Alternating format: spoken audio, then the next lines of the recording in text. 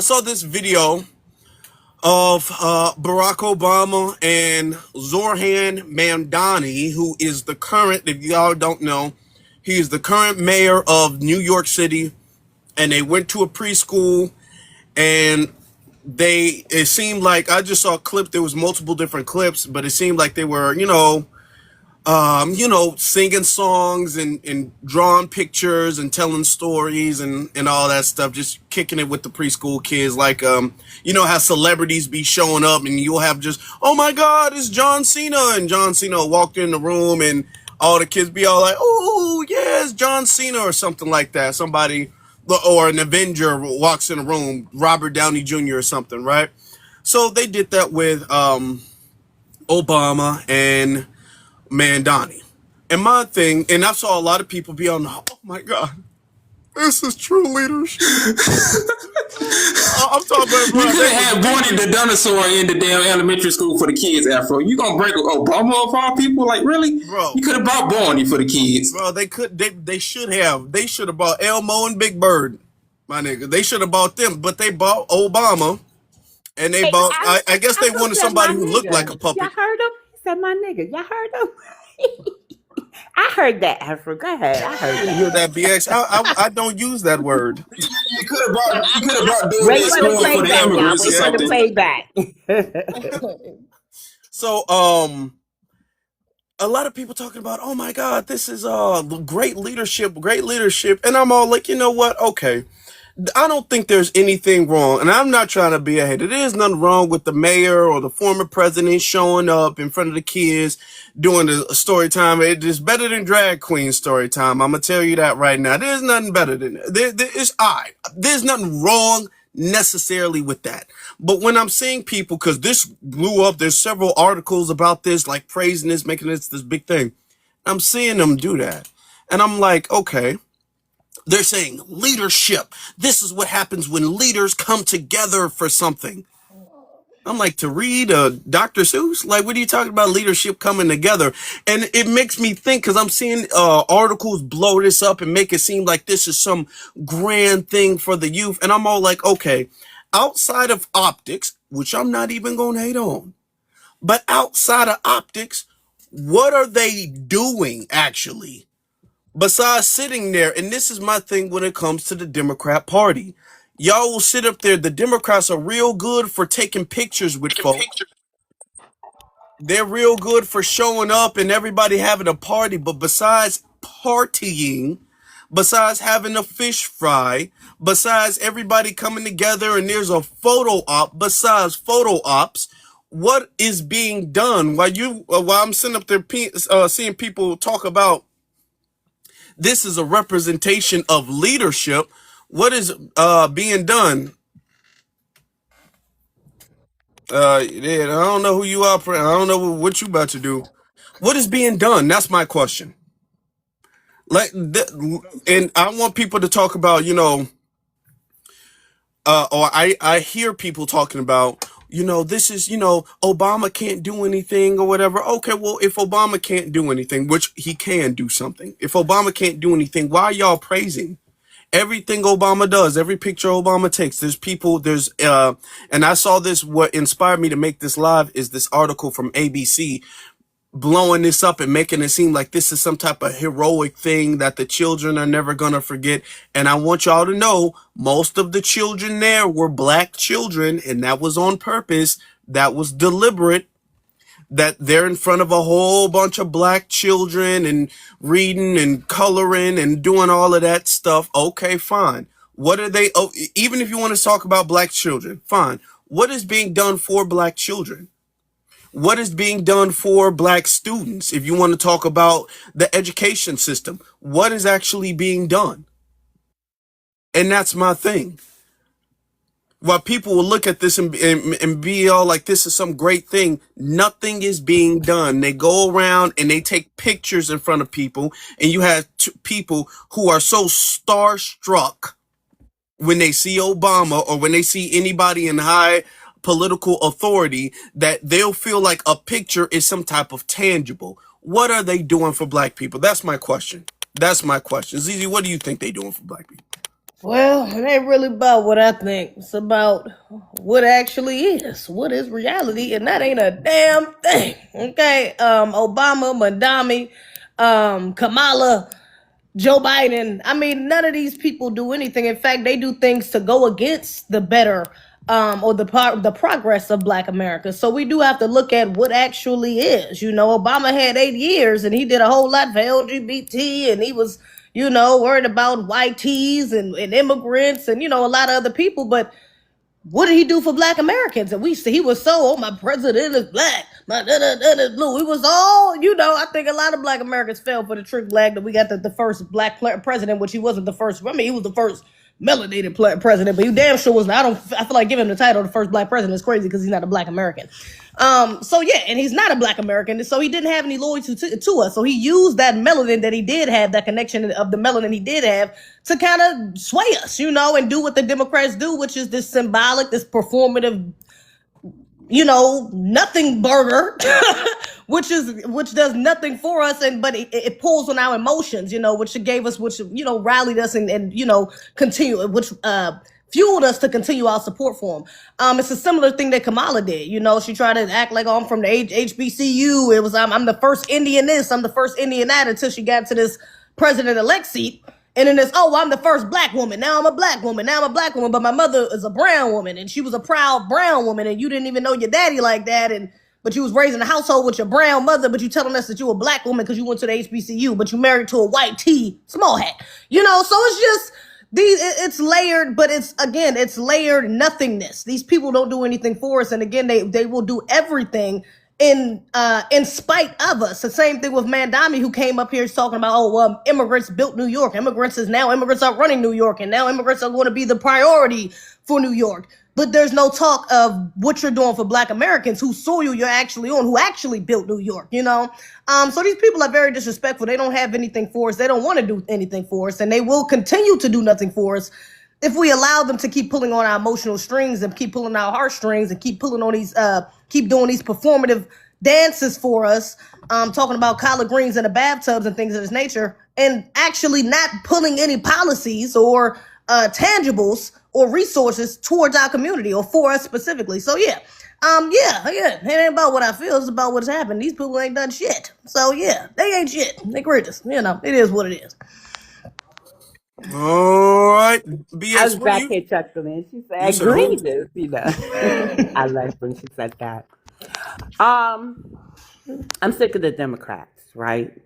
I think they had enough time to give something tangible to the foundational Black American community, right? And so foundational Black Americans, for the most part, despite what the immigrants, the foreigners and the white tea people say about us, we do operate from a good moral compass, right? Because we are the ones who put our lives on the line for voting rights, to hold office and things of that nature. And the immigrants, the melanated immigrants specifically, really didn't have that fight, right?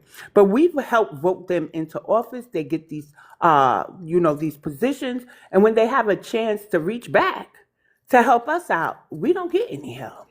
We get our resources siphoned. Meanwhile, and I'm sounding like a broken record, but if you examine all the caucuses, you'll find that they're conflicting. They know they're not Black, right, in the ethnic term. And I don't even believe they use it racially, because why is there a Caribbean immigrant caucus, a Haitian immigrant caucus, a Somali caucus, an African immigrant caucus? You know what I'm saying? And then the Congressional Black Caucus is filled with immigrants. And Yvette Clarke, a real immigrant, right, Jamaican immigrant, is the head of the CBC, and she has gotten funding for the Caribbean population here, and has even had money sent to their homelands for this, that, and the third. But for us, anything that we get is not specifically for us. And when we ask her for a bill specific to the delineation bill that just passed in 2024, that was written in 2009 for the Caribbean, she goes radio silent on us. So I'm tired of the Dems. I'm tired of Obama acting like he's somebody's Black uncle, daddy, grandpa, whatever, and chastising us when we don't want to vote his way. They don't have no policy specifically for us, while all other groups, even those intersectional groups such as the LGBT and all of this and that and the third, right? get tangibles and specifics just for them that we may not benefit from. So I'm tired of the Dems, especially man dummy here in New York, and I think he's going to be another Brandon Johnson, if we're being honest. So he can actually go. But I want to say this. There's a video going around and somebody talking about New York is punks if they don't protest man dummy for July 3rd and him saying we couldn't celebrate that day. That is a new thing. There is no ball drop for the July 4th. And our formerly enslaved population here in New York never wanted to celebrate July 4th, even though that was their emancipation date, July 4th, 1827. They celebrated July 5th. Don't ever tell New York how to step, like we ain't stepped to Ghana at the burial ground. Like Melrose Radio ain't just stepped to Al Sharpton and them at Nan. Like Brooke and Brother Divine and Sister Keisha don't step in every reparation hearing.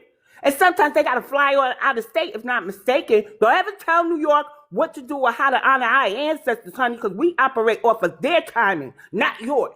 And that person is the first person I ever heard say that Haitians were our people. And when I look at her, she looks a little Haitian in the face, too. So don't ever tell us how to step for our ancestors when we've been stepping in New York. We're foundational Black Americans, and we operate off of ancestral timing, not yours. You're the coward for not saying, can I come to New York and help you, like Sister Keita did. And everybody else, and who couldn't make it paid to make sure that those who were traveling here got here and had room, board, transportation, and food.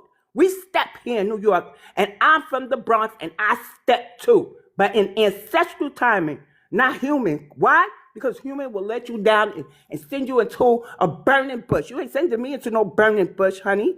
My ancestors tell me when to move, period. And man, dummy is dumb, and he will apologize better than he did before. My email campaign goes on. Y'all, I'm going to drop it right now and go on mute while I get my composure, because I hate people on the outside of New York trying to tell FDA how to move and how they think we should move when we're going viral for moving.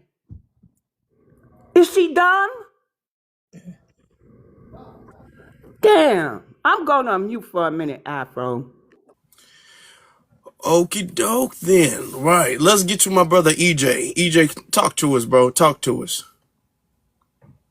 This picture is almost making me throw up because Obama only come out like a Wells Fargo picture. You don't barely see him. You gotta like squint your eyes to see him in certain situations. But it really don't surprise me that these, cartoonist characters from the Democratic Party would be at a school for children where they should be learning how to, color in the right areas. But you got a dude like Obama and Mandami, I don't really know him like that, coming in this damn area where kids should be learning from the teachers. Like, of all people, why did you send him, to come, show kids what to do with, their pictures and stuff? You could have sent, you could have had me dress up like Ash Ketchum for Pokemon or something. I would have been more entertaining to the kids than Obama. It's just real crazy. And I'm surprised they didn't bring some of those other people from the, other side to, come talk to the kids and stuff, because they always do this weird stuff amongst our children. They just can't bring somebody that actually know what they're doing. And hopefully, these people most likely will not learn from their mistakes, because they keep hitting themselves upside the head with the shovel when it comes to actually trying to do something for Black Americans. They got everything patted down to the T when it comes for immigrants, legally or illegally, but they get cross-eyed and get blind like a Stevie Wonder music video when it comes to doing something for foundational Black Americans, which is real disingenuous, because we are the most people that vote for these people. But this just goes to show you that even though you show your association to a lot of these political parties, most of the time they ain't gonna do nothing. And just trying to get Obama out of his casket with Mandami, like they the Wonder Twins, to try to get Black people back on the voting block, which some of our people are always gonna be on that voting block. I really don't pay them no mind. I just try to, get amongst people that actually want to do something for themselves, let alone that people in the future generations. These people are actually, pouring more gasoline fuel on their fire when it comes to not doing anything for us. They're just making us open our eyes up more clearer to see that these people mean us harm. And when it comes to, getting these people in political positions from immigrant backgrounds, that are just actually not gonna do anything for us. It's just gonna be something that's not gonna. I don't know. I just get confused by. I'm really confused by this picture because what did they do? Why are they in this school trying to teach? What is this picture about? Why is he in? Why is he with him of all people? Like, are they finna do something for like the midterms for them like to be going across country in these elementary schools or what? Like, it's real desperate. I'll land my plane when I want to. Thank you. I just gonna land it right now because I don't want my bamboo stick to get to swinging at these people in the comment section. The moral of the story is: do not vote for these people. Vote for things that are really going to help your community, let alone your people, and hopefully the Democratic Party will crash and burn, and we can get something tangibly when it comes to us, sitting on the couch. But with that being said, vote couch and call ICE while you can. All For the right, that's midterms, CJ. if you're in the sanctuary city, All EJ, right. you know I love you. But sanctuary cities, you can't sit out on the midterms, or else you're gonna keep getting swallowed up. Stuff taken from us. It's very horrible what we're I vote going locally, through. but when it comes to this other Yeah. stuff, I'm sitting my ass on the couch. But I understand what you're saying though. All Thank right. you. No problem. Let's get to original individual. Hey, how you doing? Can you hear me? Yep. Loud and clear. Yeah. I'm from Memphis, Tennessee. 30 years old. Uh, I don't think too much has been done by the Democrats specifically for Black people, but I think it's not a new phenomenon. I think when that Civil Rights Bill got passed in 1964, it included all minorities and other people of color. So we've never had actual legislation that benefited specifically Black Americans or descendants of U.S. chattel slavery. So when it comes to these conditions, I think to not realize that and to not take that into accountability when we having these political discussions is kind of dishonest to not realize that there has never been a specific policy that benefited the descendants of slavery. Even when it came down to the 14th Amendment, it was specifically it was intended for free slaves or people that had been formerly enslaved that were affected by black codes. But then they rewarded it to say all other persons. So I think people like to use that. Like I heard some people trying to use that. Well, it says all other persons. Yeah, we know that in legal terminology and politics, they said all other persons, but it was initially intended for black people that were affected by slave codes after that emancipation, after they were freed from slavery. Mm. So just taking into historical context, going into this present moment, we have yet to see specific legalities or policies that positively affect specifically Black Americans or descendants of U.S. chattel slavery in America.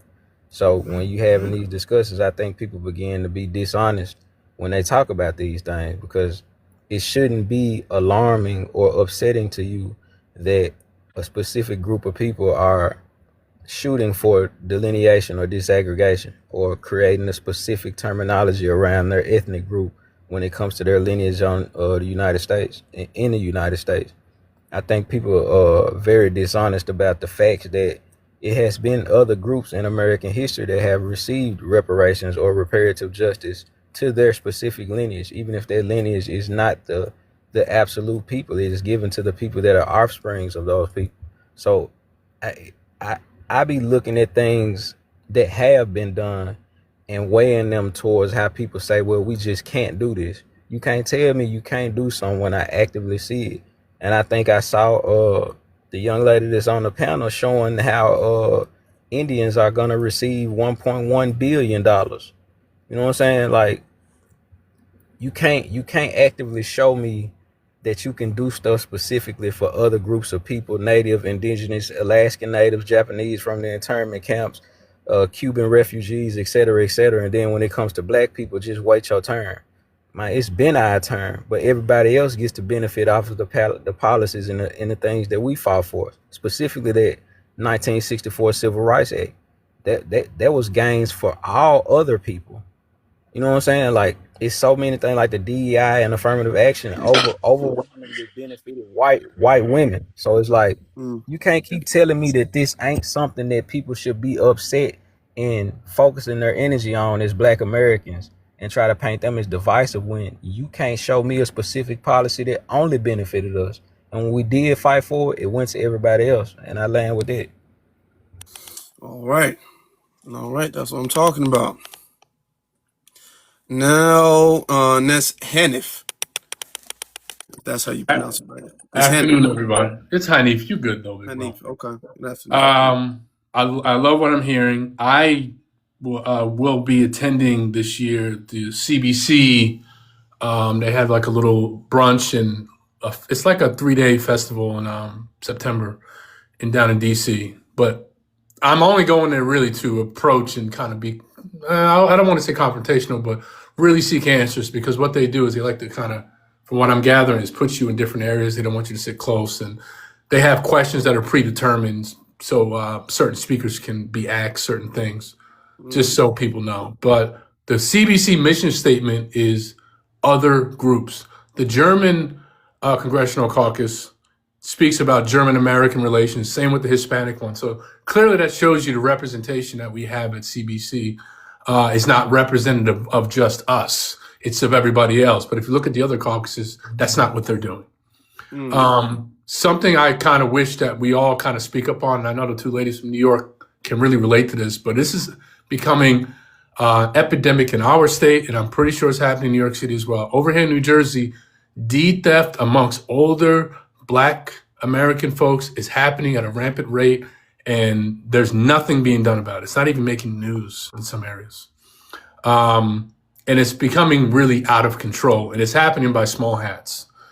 Small hats are pushing a lot of Black folks out of their neighborhoods by buying up buildings, raising the rent, and finding ways to get these people out illegally, locking doors and all that. They are buying up commercial buildings and are stopping Black folks from really pushing a lot of the food businesses that we're in and other 501c3s that are taking place. They're hiking up the rent on that.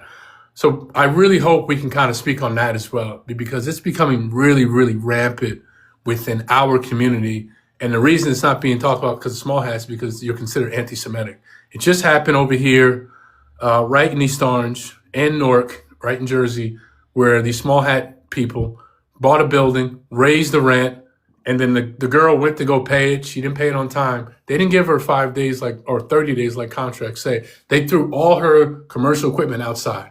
The police came, took a report, but there's nothing being done. They don't have the money to go against these people.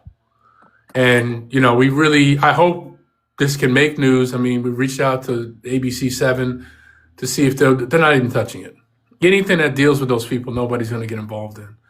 And it's a really, really tough loss that's taking place. And the deed theft is just really, really getting out of hand. There is no protections taking place at the moment for Black people. I can't speak if it's happening to white people, but I know it's been happening to a lot of Black Americans, specifically our seniors. So hopefully y'all can get out and speak on that too. Start some rooms on that. Just get the energy going on it, because the lady in New York who was on the news said she reached out to Mondani, and she has not received an answer. And we're talking months now, So I just really hope as a community we can kind of really, really get behind that, in addition to these reparation battles, because this is really, really getting out of control. Okay. The lady, do you have her information? Do you know her name? Maybe we can reach out to her and see if we can get that going. I will get it. She's in Newark. I'm going there tonight. I will really do my best to get that. Cool. But I see what you said, Mike Barnes. Cory Booker he's not touching anything that deals with the small hats. He's been reached out to. Senator Kim has been reached out to. Congressman Menendez, Congressman McElver. They're not speaking on that when we've approached them. They're like, "Oh, we'll take a look at it." We don't need you to take a look. We need you to say something. Get involved. We don't want you fighting ICE. We want you fighting this battle. And, that's why I say these questions get predetermined. We don't get to ask these questions once they've identified, oh, wow, nope, this FBA guy walking in. We ain't trying to hear from him. So when we write our questions out and they say something about reparations, they don't go to those questions. So I've tried to lie, but they still don't come my way. Yeah, they vetting tough. They vetting tough. Yeah. Yes. I've been to these places. To these places. They will not take your questions or your comments or anything. So yeah, I already know. We still got to push. We still got to try to. But I appreciate you letting me take the time. I just really wanted to share Course. that, and hopefully we can get that issue raised as well. Yep. Yep. There's a way. When there's a will, there's a way. Let's get to Brother Drama. What's up, brother? Hey, what's going on, man? I will never, all right, I will never in my damn life, ever vote for another damn Democrat in my damn life. The Democrat Party has totally abandoned us. And not only that, all throughout history, they have never done anything for us. The Democrat Party was the party of slavery. They was the party of the Ku Klux Klan. They was the party that didn't even want the 14th Amendment to be passed. They was the party of Jim Crow. And even when the Civil Rights Amendment and the legislation came up, not one Democrat voted for it. All those legislation and all of those amendments that we got was got by the Republicans, not the Democrats. And now they are our full-fledged enemies. The Democrat Party is no longer the party of black people. It is the party of immigrants and illegal aliens, not us. And if you vote for the Democrat Party in the midterms, you are voting for your own replacement. Because if they get back in that damn Congress, if they become the majority in the Congress, it's over. You and your black American children is going to be sleeping in the streets in tents and cardboard boxes. Because they're going to open up that damn border and you're going to see them caravans coming right back to America by the millions. They're going to close up all those detention centers, let all those immigrants out of them, illegal aliens out of them, and let them flood right back into your communities to do nothing but kill, maim, and Okay, harm. let's That's what it is. the language got to get a little bit more I mean, filthy. Yeah. unalive, maim, and harm. Okay. So Now, if you vote for the Democrat, I get any it. black person, any black American Let me jump that in. vote Let me for jump in Democrat, real fast though, go ahead. because I don't want this Uh huh. to get out of hand. When people bring up the Right. Democrats being the party of slavery, we say that, and I don't want that to start framing the Republicans as the party of abolitionists, because truth be told, both of the parties were the parties of slavery. Slavery went on for centuries. You know, neither party is like, when we talk about it and we frame it this way, by default that's framing the other party as the good guys, and it's very important for us not to frame any of these villains, because they're all villains. It's important for us not to frame anybody as the good guys. If we got anything like, for instance, emancipation or whatever, that was circumstantial. Abraham Lincoln didn't want to do it. It was circumstantial. Just the same way when Lyndon B. Johnson signed the Civil Rights Act, that was circumstantial.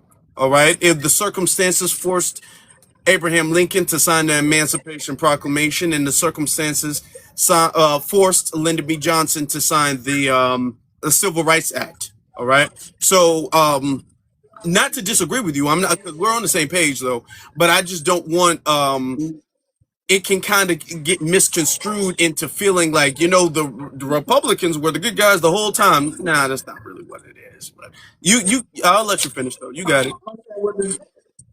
I'm not saying they was a good guy, but I'm gonna Okay. tell you one thing. I'm If not the saying you're saying Democrats, that. I the just don't want other Democrats, people to be confused and thinking right, that. right, yeah, I understand. But the Democrats ain't never did nothing.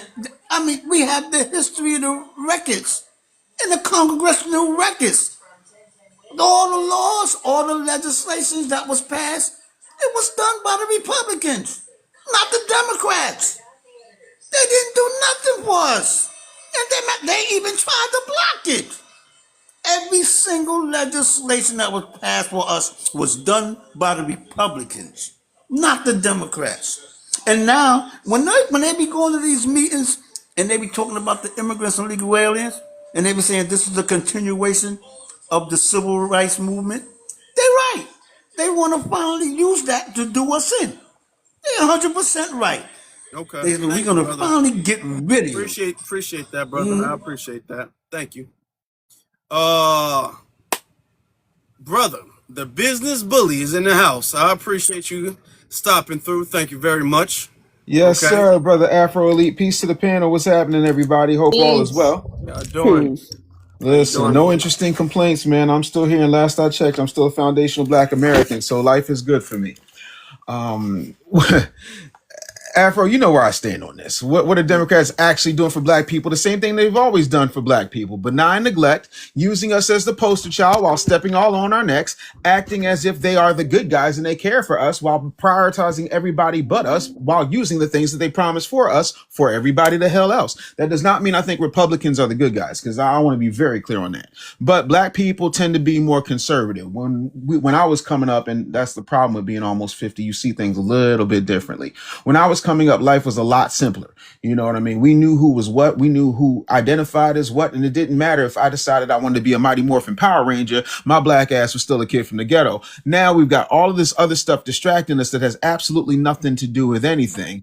And we love talking about this progress that we're making, but our communities are still like trash. So when folks was out here campaigning for Mondami, like my son and Tamika Mallory, nobody ever pulled their car and was like, yo, why are you doing this? What are the policies? We get caught up in charismatic people. That's how we got fooled by Obama. That's how y'all got fooled by Kamala. Like there's a constant thing where we like symbolism and representation more than we like anything tangible. And I'm not even talking about reparations. I'm talking about an actual campaign promise. You got tethers like Roland Martin sitting up here talking about you can't get reparations or any tangibles if you can't vote for anybody. Well, we've been voting 90% one way for 60 plus years. The Republicans ain't my problem because the Republicans ain't promised me nothing. I'm from Philly. I've lived in Atlanta. I've lived in DC. I've lived in LA. And you know what I found every place I lived? A Democratic mayor and black people suffering. So they're not going to do anything for black people, and black people are going to love it because they got us so hemmed up. Hell, Nancy Pelosi said, and y'all can go Google this when you ain't got nothing better to do. She held up a glass of water and said, as long as there's a D next to this glass of water, black folks going to vote for it.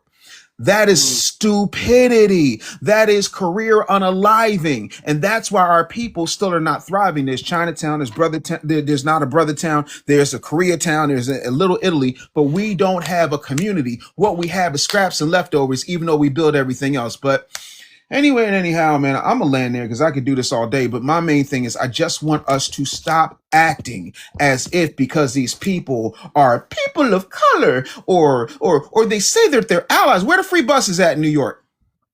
Where they at? So I'm trying to understand at what point don't y'all realize that ain't nobody coming to save us? With left wing, right wing, say bird, y'all better start taking yourselves out of the equation and start playing the real game. And the real game is the money game. Period, point blank. All Can right. I go, host? Appreciate that. Were you next or was it Nabby? I think Nabby came right before you. Okay. You go right after her. Yeah. Hey, how you doing, Afro? I'm good. How you doing? I'm good. I just want to say the Democrats have done absolutely nothing for us at the Foundation of Black American. It's been time that we get rid of them as our representation. If they're not going to do anything for us, and I recommend that we start getting people to run for public office who do have our best interests at heart. But that's it. That's all I had to say. The Democrats haven't done anything. Okay. Yeah. We do need to start running our own candidates that are coming from the community. We do need to do that. You can go ahead, K-Town. Hey, what's up, guys? I totally disagree with people saying that the Democratic Party hasn't done anything for black people. One, you cannot write laws based on race. We fought that for access under the civil rights movement. So anybody who's intelligent enough to know that you can't write laws based solely for black people. However, when people have jobs and they're working 40-hour work weeks and they have FMLA, you may not agree with the health care that Barack Obama passed, but that helps a ton of people. I'll give you an example of how people don't even know how they're being helped by legislation where they live. I'm here in Illinois. They passed a $1.5 billion transportation bill. that will allow people who don't have movement, meaning cars or a way to get to work. It'll allow us to extend hours for those people. The people who work in the industry will allow to continue to keep their job, where 70% of people in transportation be people of color. These laws affect people's lives. It gives them a chance to feed their children. And for people to get up here and just say that they haven't done anything for us. See, I've been around a long time too. I'm 58 and I'm a city kid from Chicago, from the ghetto, who actually who did everything the right way, the conservative way, you might say. Educated yourself, got the position where you can now hire people, and you're able to hire people like they're your own. Also, be a part of older men who's giving back to people who are trying to transition from being incarcerated, who are between 18 and 25, trying to get them on their feet, telling them we love them so that they can go out into our own community and help to make things better. You have to have resources. You work with these mayors that they hate so much here. Instead of screaming and yelling and saying what he didn't do, why don't you man a post, get up and do something yourself? And stop waiting on people to help and write things for you. If you go and vote for them Republicans, you're doing exactly what they want you to do. Come on Just over here, kind because of like we're not pull going to yourselves do up by your nothing for bootstraps. you. Is that what you're saying? Pull yourself Say up by your again, well, bootstraps? you got to have bootstraps to pull on the straps, because Okay, I some of just us want to don't know if even that's have where you them. were Thank you getting for at. bringing it up, brother. I just want to know if that's where you were getting at, but I'm gonna let you finish because I want to respond to you. Yeah, because one thing you have to be in position to do Uh-huh. is actually write laws. Kamala didn't win. They didn't help her win. So we are where we are. We'll vote again in 3 years. The thing about it is, don't complain about what's going on when you think you can form an independent party in this white supremacist way of these people conducting business in this country. Okay. We have to get alliances where we can get in positions and make a difference by Okay. Well, not voting or going let me to. say. Okay. Go ahead. I'll listen to you, bro. We I'm know sorry. Harris didn't win, right? Right. We know that. Do you still live in Illinois, in Yes. Chicago? Okay, me too. So I'm you know that J.B. Pritzker is a Democrat and he's the governor, and love him, Brandon Johnson is the mayor and he's also a Democrat. and I love And, him. and You do, sir. Yes, we know. wow, hold on, just it kind of threw me off a little bit. I But know they anyway, hate him, man. They forget about. See, I'm old enough okay, to remember hold on, Daley. brother, hold on. Yeah. Let me finish though. Yeah. I'm sorry. Go ahead, man. Let me finish though. Most of the city council are Democrats. Okay. Mm-hmm. Now let me ask you, what are they doing for black people? Now, pretty much Illinois, the entire state, especially the city of Chicago, is Democrat ran. Right. They pretty much have no Republican opposition there. They can do anything and everything they want. So, what are they doing for black people in You know particular? where the South Side is, right? They've invested Uh-huh. in a hospital for that region. It's going to be between. I think it might be right before you get into Oakland. It's going to be a pretty nice hospital. They broke ground on it. They have investment from one of these tech companies over on the south side again, where they bought the land, and it's going to be a project they put in. It's going to take about 4 years for it to go through. That we have opportunity zones actually here in Chicago where these properties in Lawndale that they reassessed and made them worth more than what they were. Mm-hmm. I'm with a group where we're trying to help people understand that their property tax is being raised because their property is assessed for $300,000 instead of $100,000. Give them instant equity. And when someone comes along and try and buy their property, because you know they doing the gentrification thing, you know yourself that South Loop in Chicago used to be Skid Row. By Mm-hmm. Chicago Stadium, Yeah. you know how Right it about is. that, right around that area. Yeah. Yeah. And now they Okay. have put so much money because these people, they don't want to move that. They want to live closer to But let me downtown say where they this were. though. Here's the thing. If you up the property taxes on people who are on a fixed income and you Correct. don't raise the wages of the people making any money, now people cannot afford the 100 to 200% increase on their property taxes, these people are going to move out, which is what we've been seeing for the last few years or so.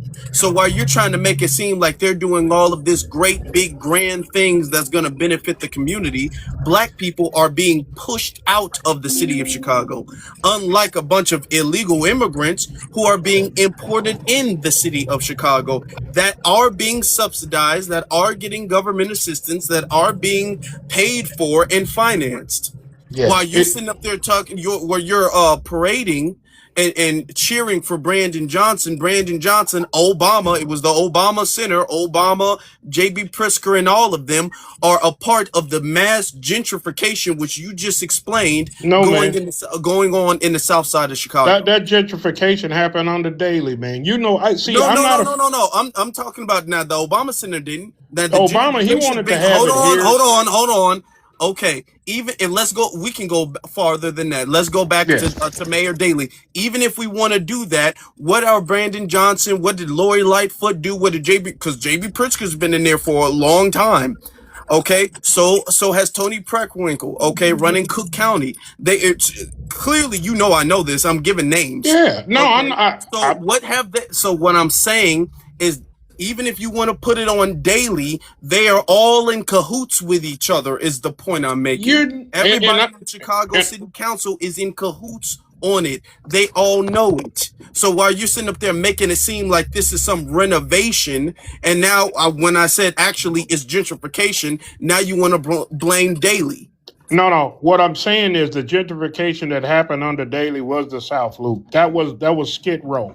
He got all of those people out there. He cleaned it up. He put all of those $400,000 condos there. What I'm saying now is that when people start to yell and scream, you have to go in and look at what's out there, how us black people can help black people understand what they have. If you have a home that appraised for 100,000, right, and then they appraise it for 300,000, that's $200,000 worth of equity in a home for a person with low income.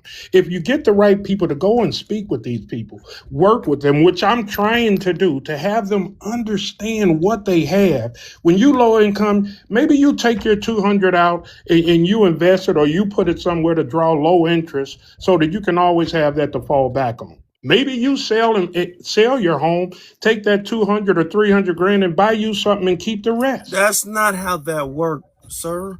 That's not Come how on, that man. works. That's not how that works. You don't get to sit up there and be all like, a 200% increase on property taxes is helping other people. No, I'm not talking about property taxes. I'm talking about appraised at a 200% higher amount. what? And that's No, going to I'm talking help about people. when you get assessed. Nobody in America, if you said, "Hey, I can triple your property taxes," nobody's going to be happy about that. No, you know where Lawndale is, man. Be real with the people. Okay, you know what? Since I don't want this to be just about a Chicago thing, Yeah, because I don't know if anybody else here is from Chicago. So I want to ask you this question. Following this question, then I'm going to let other people respond to what you have I to say. got you, bro. Have the Democrats, this is a simple yes or no. Okay, some people are from Chicago. Shout out to Chicago. Have the Democrats, yes or no, done anything specifically for anybody, period? Yes, I just told you we passed a Okay, one. if they have, thank you. If they have, then why can't they do anything specifically for black people? Because it's in the civil rights movement, man. But If you just said, you can be sued if you do something solely for black people. hold on, brother. You just said that they've done things specifically for other people. Have yes or no, have they done things specifically for Asian Americans, yes or no? Have who? The Democratic Party? Democratic Party. Not that I'm aware of, no. Okay, well, they have. Because I don't know any legislation They that have. outlines Okay, race. I'm just None gonna. Okay, have the Democratic Party done things specifically for immigrants? Yes. Okay, they have. Okay, so that's two. These are two demographics of people that have been specifically looked out for by the Democrat Party. Have the Democrat Party done things specifically for people in the LGBT community? That I'm not aware of. Okay, they have. No, So no. when No, it comes you to don't want other, to lead. when it comes to now, you're not aware of that, but you're coming up here trying to advocate for them and defend them. I'm not But you're not advocating for aware. But you're LGBT. not aware. He's You're part of the not. You community too. claim, sir. You claim you're not aware of all of the other things that everybody else is getting. Yet you're coming up here to refute what we're saying about how they're giving things to other people and not us. No, brother. You What see I that? was trying to tell you is what they have done. You asked me about what they have done But the and what first thing, is brother. available right Brother, now the to first us. thing you came up here and said is that they can't do anything. No, I said they can't write laws specifically for race. The marriage laws that was codified by the Supreme Court. That was a marriage issue. It wasn't a race issue. Okay, You can't write laws specifically for okay. any race, Let's. including white, Nobody's even saying though that. we know directly they do. Okay, nobody's saying that. What I'm saying is they have not done anything which they can do. That is the point we're making. They have found a way against all odds to do things for illegal immigrants. And this the same party that against all odds are doing things for tens of millions of illegal immigrants are telling us that it is just no way they can get it through Congress to do anything specifically for Black Americans. How many votes does it And take in the Senate? the issue is that is the reality, and you have people such as yourself who will come up here and defend that logic. I'm not defending any logic. What Yes, I'm you telling are you is defending that that you logic. Lie to you yourself, you son. play You've the been on here the whole game time with the lying, rules man. they have. We're not up here No, changing the rules. game needs to be changed. The game is Absolutely, I'm not rigged. going to The agree game is that we rigged. don't And need to if change the no, game. the game is rigged, and we're calling the game out for being rigged. And you're coming up here defending the people. You just said you love Brandon You Johnson. asked You're one of me. the people doing that. You asked me what have the Democrats done. I told you about a bill in Chicago, well, in Illinois, that they wrote that affects people's lives. No. This stuff affects their I said lives. specifically, I said, what have they done specifically for Black Americans? And you're talking about a general transportation bill, which I'm not against. I'm not even going to diss Man, read that. about it. You're I'm in not Chicago. even going to You'll diss see. that, but you didn't even frame it as something specifically for Black people. Okay, Exactly, because this you is a can't. general bill. What we What do do is you we want them take to do for any black type of, people? hold on. What we do is we take any type of general bills, legislations, or laws and make it seem as if, hey, this is them looking out for us in particular. But they can have very, very pinpoint specific things for all these other demographics that don't coincide with anything else. This is their issue. This is their solution. But when it comes to us, we gotta share this vague, ambiguous thing and act like this is for us. No, that's a transportation bill, which is cool. But we're not No. gonna make it seem like they did that looking out for Black Americans. We're not gonna do that Who now. rides the bus in Chicago, majoritively speaking? You know we ride the bus, man. And then think about it. That loan forgiveness that Biden gave, it affected a ton of Black people I know. My daughter, The student loan 65,000. Excuse forgiveness, me, sir. Really, Poof, sir? gone. the student loan forgiveness is what you're talking Yes. about. Yes, that affected a ton of Black people. Mhm. Them loans that actually It that also helps affected a ton families. of It didn't non-Black affect people me, old too. timer. It didn't affect me. So It what do you affected a want? ton of What do you want the non-Black people government to too. do, though? What do you? What do Okay, you want? Mute your mic, man. That's your okay. You turn. know Shut what? up. Hold on, because there's a lot more people want to come up. I think I don't want to hog it. I want everybody else to kind of jump I in got you, with it. bro. Let's all be respectful. Does anybody else want to have anything to say? To K Town. My head hurts. I just wait. I don't want to say nothing. But Okay. my brother business want to say something to him, so I'm gonna let him, give us the knowledge. Okay. Yeah, real quick.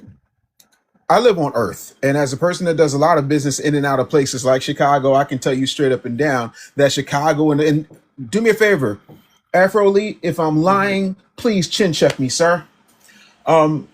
Last I checked, Barack Obama sent Rahm Emanuel from the Obama White House down to run for mayor of Chicago. And Chicago started to go on a downward trajectory. And then you got Lori Lightfoot. And then after Lori Lightfoot, who was it? Oh, yeah, Brandon Johnson. Isn't Brandon Johnson the one that took the money out of the COVID fund and had people in city council meetings who were foundational Black Americans be told by illegal immigrants that they were lazy and they needed to get a job? Like, it kills me how folks go out He here never and start. said that. He did. I was there. I was physically there when that happened. He said that, yep. This, Don't lie about it. but slow down, You Roland. sitting Too. up there I'm telling, talking. and see, that's the thing. I'm physically at these places when this stuff happens, and you're telling me.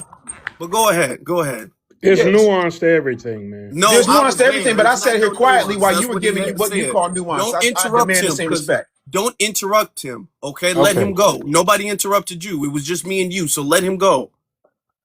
So my whole thing is, until such time as folks are addressing the benign neglect that has happened, and it's not just in Chicago, it's here in my native Philadelphia, it's in Atlanta, it's in DC, it's in every single, you can huff and puff all you want to, homeboy, but the truth of the matter is, you're over here trying to push a program that you can't even get people to understand, and you don't even have the resources to make any type of impactful change. So that's the last time you're going to interrupt me. Now, what I'm saying to you is, at the end of the day, you can't point to anything tangible, but isn't it true that when Asians were getting unalived in love you long time red light special massage parlors by palm colored people, the so-called Black vice president took off her pearls and her chucks and got on Air Force Two and made sure within 48 days there was a stop anti-Asian hate bill, but there was yet to be the George Floyd Civil Rights and Justice Act as a law. It's sitting on bill on Capitol Hill like it's a part of Schoolhouse Rock and got cut in the daggone deleted scenes.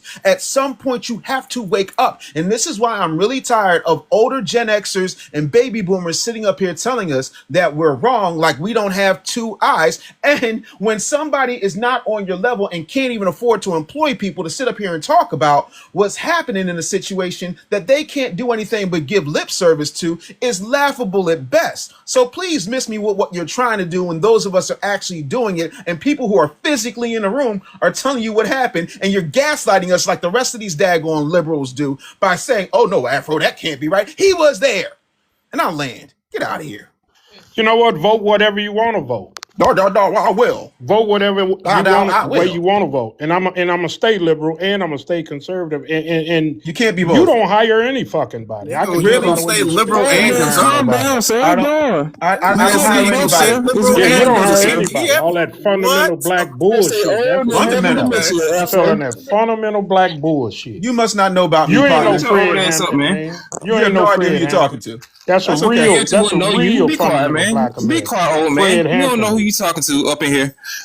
No idea who You you're have to talking spit to. in You your know face before motherfucking you Fred give me any Hampton, man. associations. Don't be speaking Neither on of Brother you, Fred Hampton apparently. names like Here's that. the thing: you can't refute any point that was made. Clearly, He didn't make a point. He's you just can't. running his didn't No, fucking like what you it. mouth. talking That's about? the He didn't problem. make a point. When these motherfuckers run their mouth, man, it's Shut unbelievable. your It ass shows up, how John. Okay, so you uneducated don't they have nothing to truly say. are. You don't. You can You talk to literally people who are no. uneducated You and lost. tell them I the said it was bullshit. good. You can't tell Because me the that. point. Stop. The point he made about how Harris advocated and they immediately got passed the hate crime bill for Asian Americans. Yeah, Okay, you yeah. didn't say anything about that. But That it is don't something say hate bill for specifically. Asians. It says hate bill. Yes, it does, you idiot. So it's not. Yes, it It's does. not for Asians, Why right? are we talking about Asians with No, all no, of no, no, no, the no, problems no. we Let's have in stick. our community? No. Stop. All the problems we got in our Stop. community, you talking Stop. Shut about your night, Asians. old Stop. man. You Stop. Here done comes talking the shit. goalpost moving. Y'all see how he's trying to move the subject? Of No, course. because Your you blood were pressure What down about the saying the the Afro. Steele original bill that was stance. passed? Stop it, dude.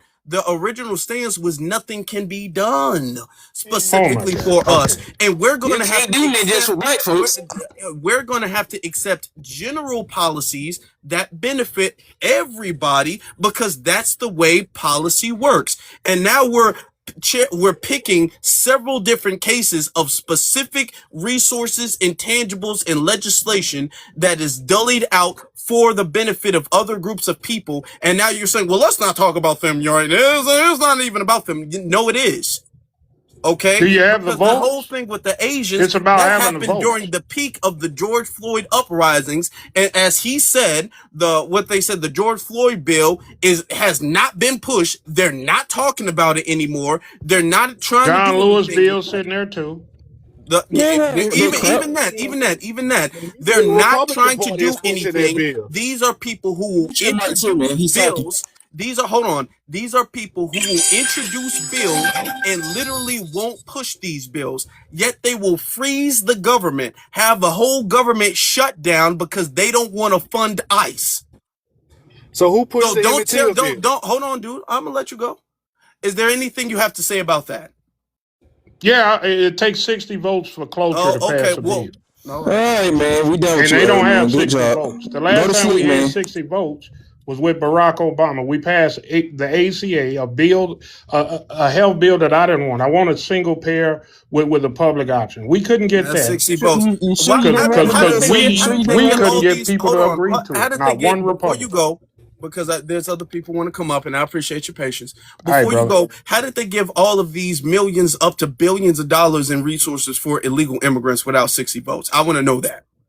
What do you? Well, I'll tell you like this: when you get an illegal alien, you get money from the government. Now, what you do with it is what you may not know. When they drop those 10,000 people off on 63rd in Chicago and it's 18 degrees, what you think he's gonna do? You think he's gonna lead them people to be gutted in the street and freeze to death? You had people lined up on Harrison and Kinsey right at the police station where they didn't have a place to go. And they opened a school. They put those people in the school, and if I was mayor, that's exactly what I would have did because it required a nuanced response. We know you would have did And that. if y'all can't understand that, that's on you. Republicans from Texas hold on. dropped them off. Hold on. Shut up, man. If I was mayor, I would have kicked them out. That's what That's I would crazy. have done. If I That's was crazy. mayor, they wouldn't have got off the bus. That's crazy.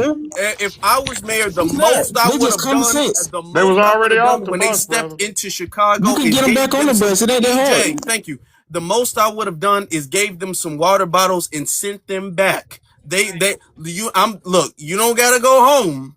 But you got to get the fuck Can't out come here. That's know. what I would have done. But Texas Point your finger at the Republicans sent them immigrant. y'all That's who way. hurting you. That was It insane. ain't these And here's the policies thing. and what we living through. You dodged the question because you said that they don't have 60 votes. They y'all don't. like to claim, hold on, y'all like to claim that the Democrats are essentially powerless anytime we talk about what they are not doing for black people, yet they're doing all of these things for other people, and yet they have the power to What do do do that. for black people? Okay. You I keep saying understand, what they're man. not Okay, doing. hold on. What Hey, you brother, want them to do. we Smoke, hold gonna on, disagree on this, man. Smoke, Y'all hold got on, your platform. Smoke. I followed you. I can talk to people who disagree with me. And what I'm doing is I understand what I'm doing, and I don't see things the same way you guys see things. Okay. But one thing I tell you, if you're successful in what you're doing and it help black people, God bless you. Okay. Well, thank you. We're gonna move on. Thank you, sir. Go to All right, sleep, brother. sir. We're gonna move on. Let's get to Taking that one, man. I don't know, Can Monotino. I add something to it? Oh boy, yeah, go ahead. Listen, I'm an immigrant myself. Really? I'm not from, and I live in New York. But what you guys saying, I agree with you 100%. The Democrats in the major city have been using black votes to get advantage, and they're not doing nothing for the black communities because the inner cities and the bigger cities, most of the like New York, Chicago, they always vote Democrats, but you don't see the result. And their people in the black communities because the gentrification is still, and they're still moving people out of the neighborhoods, and the Democrats, they're not doing nothing for the minority. And thank you, brother, sir. I appreciate that. Yes. Yeah, but look, we gotta get more people. We gotta get more. But yeah, where are you from? You're an immigrant from where? Dominican Republic. All right. His voice sounds familiar, but I'm gonna ask him when he say black communities, who is black? Like who is black? I'm talking about people that vote Democrats in general. They feel like Democrats they're gonna help the community, all the low income, including Spanish, blacks in general. Yeah, But but Okay, basically what they do. no. I don't want you to go around the Mulberry bush. But are Jamaicans black? Jamaicans, well, Yeah. they not African American. They are blacks, by ethnicity, but no African American. Barry, you guys So talking here's about the African American. It's a right. different. So wait. No, I'm going somewhere with that. So when you said black communities, were you including Jamaicans in your statement or Haitians? Well, in New York, usually when you go to the neighborhoods, when you see Yes, I needed blacks, they always live in the same community as Okay, one. stop there. So I am a foundational Black American whose ancestors were enslaved in New York. Sage is from New York, so is Black American proverb. And so this is the problem. Y'all think that these other people are being treated similarly to Black Americans. That's not true. The Jamaicans, the Haitians, the Latinos, the this, that, and the third get a lot more incentives and handouts. So it's okay for them to vote Democrat. That's who's giving them everything they have. The proximity, I need you to hear me closely. Proximity does not mean we are subjugated the same. Period. So I just wanted to clarity for that and kind of put that in your ear. There are scholarship programs, there are business funding, there are grants, this, that, and the third that only Caribbeans, Haitians, and Latinos and stuff could get. That y'all get things specifically for y'all. Whereas foundational Black Americans are sharing their pot with everybody. And that's why the Democrats can never be the party for Black Americans. Yep. Now That's all. we're gonna I'll move. land. All right, now. Here we go. All right. Sage, how you doing, Sage? How you doing, brother? There was a lot of talk up here about Chicago. I wasn't even going to speak today, but unfortunately, Afro, you always tend to piss me off every day. I don't understand, brother.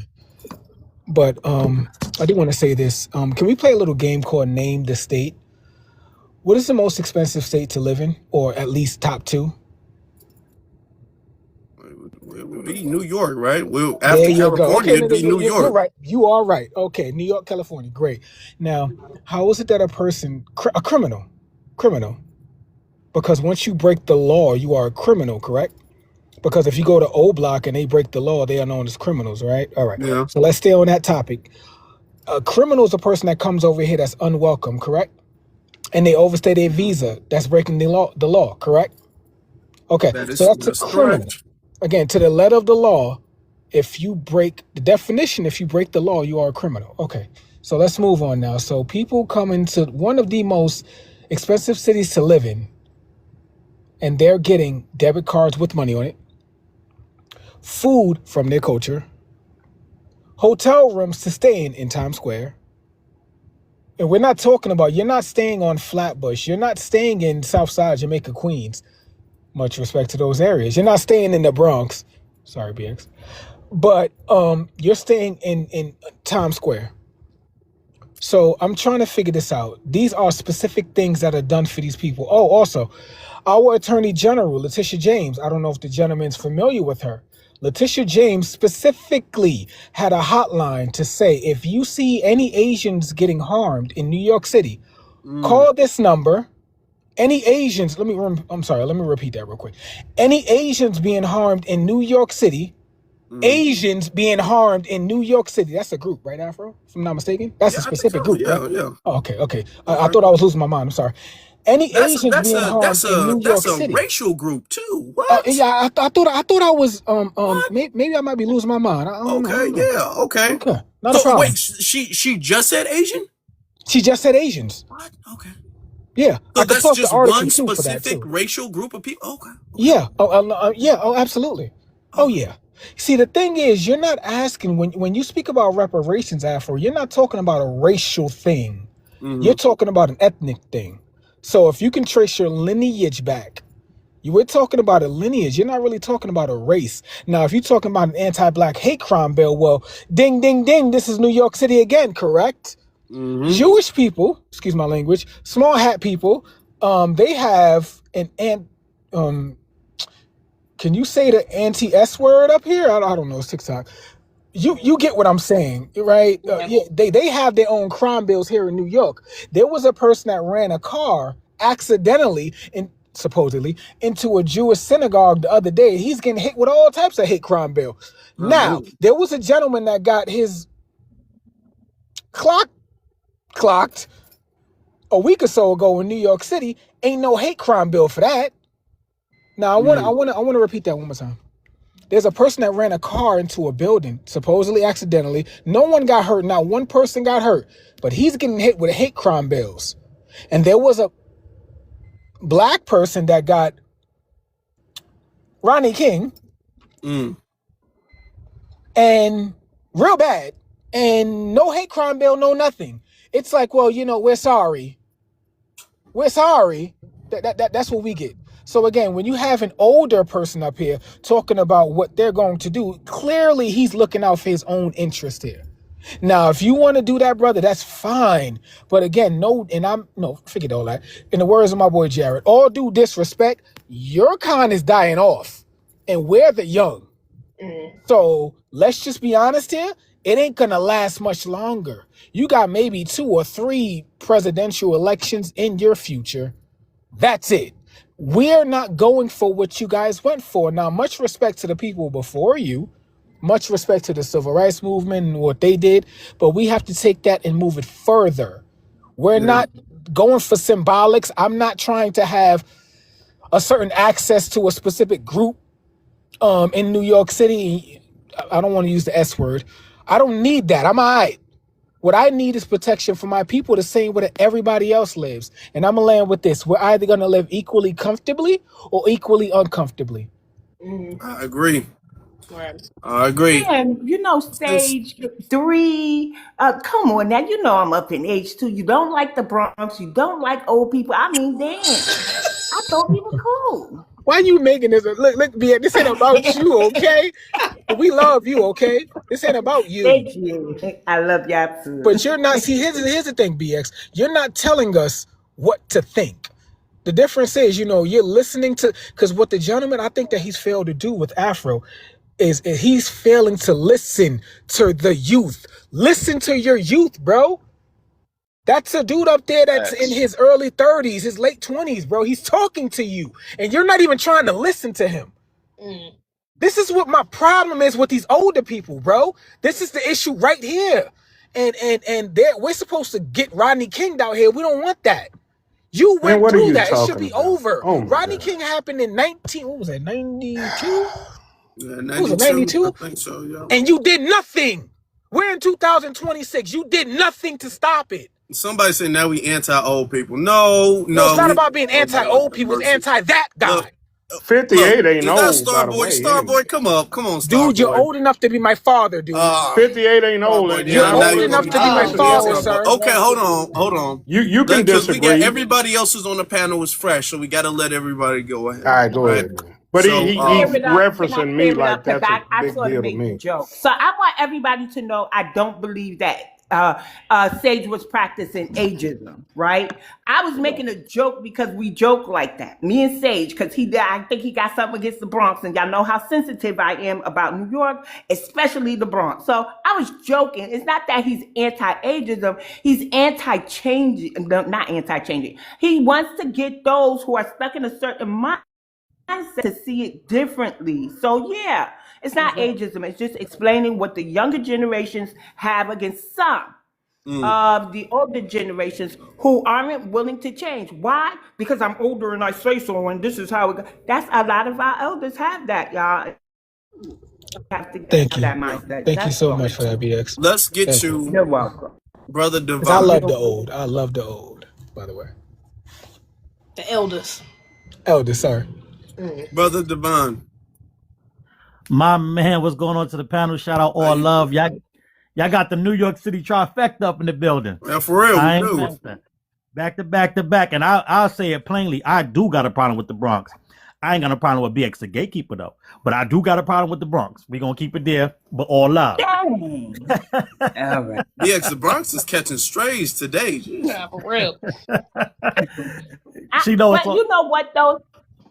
Brooklyn, I want Brooklyn to stop this, right? You can't get rid of me because my mother's family's from East New York and my auntie used to walk around screaming, when the East is in the house, oh my God. Not only that, my ancestors who were enslaved here are connected to the landmarks in Brooklyn. I can say I'm from Brooklyn to stop it. I lived in every borough except for Staten Island because who lives in Staten Island? BX, hold on, BX. You No, do but I realize, love Brooklyn. That's my second favorite borough, and we do practice borough prejudice. Some of us, but I ain't that person because I used to travel since I was 14 years old, all over the city just to see my family. But yeah, the Bronx catches a bad rap.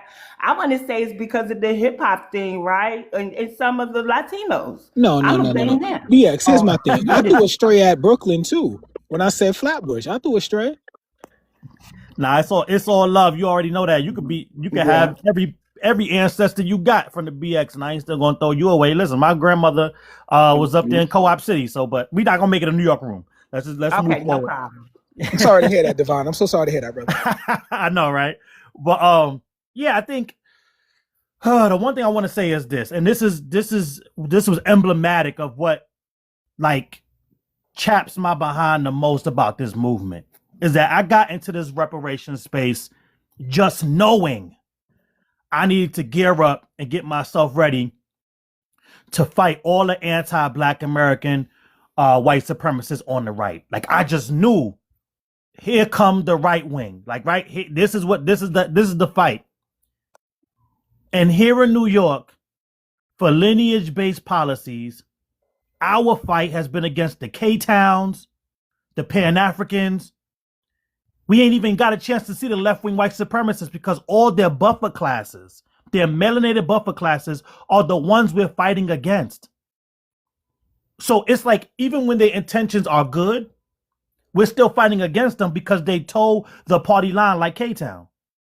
As soon as we start talking about what's being done specifically for foundational Black Americans, they start talking about disproportionate Americans. And it's like, ain't nobody talked about disproportionate Americans. We talk about foundational Black Americans, but every time we bring us up, it's like, well, they passed this and it disproportionately helped us. They was looking at that and it disproportionately helps us.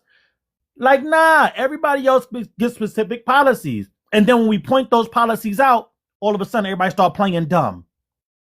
Here in New York, off that Asian hate crime bill, even though foundational Black Americans were number one and have always been the number one victims of hate crimes, Governor Hochul gave the Asian community $20 million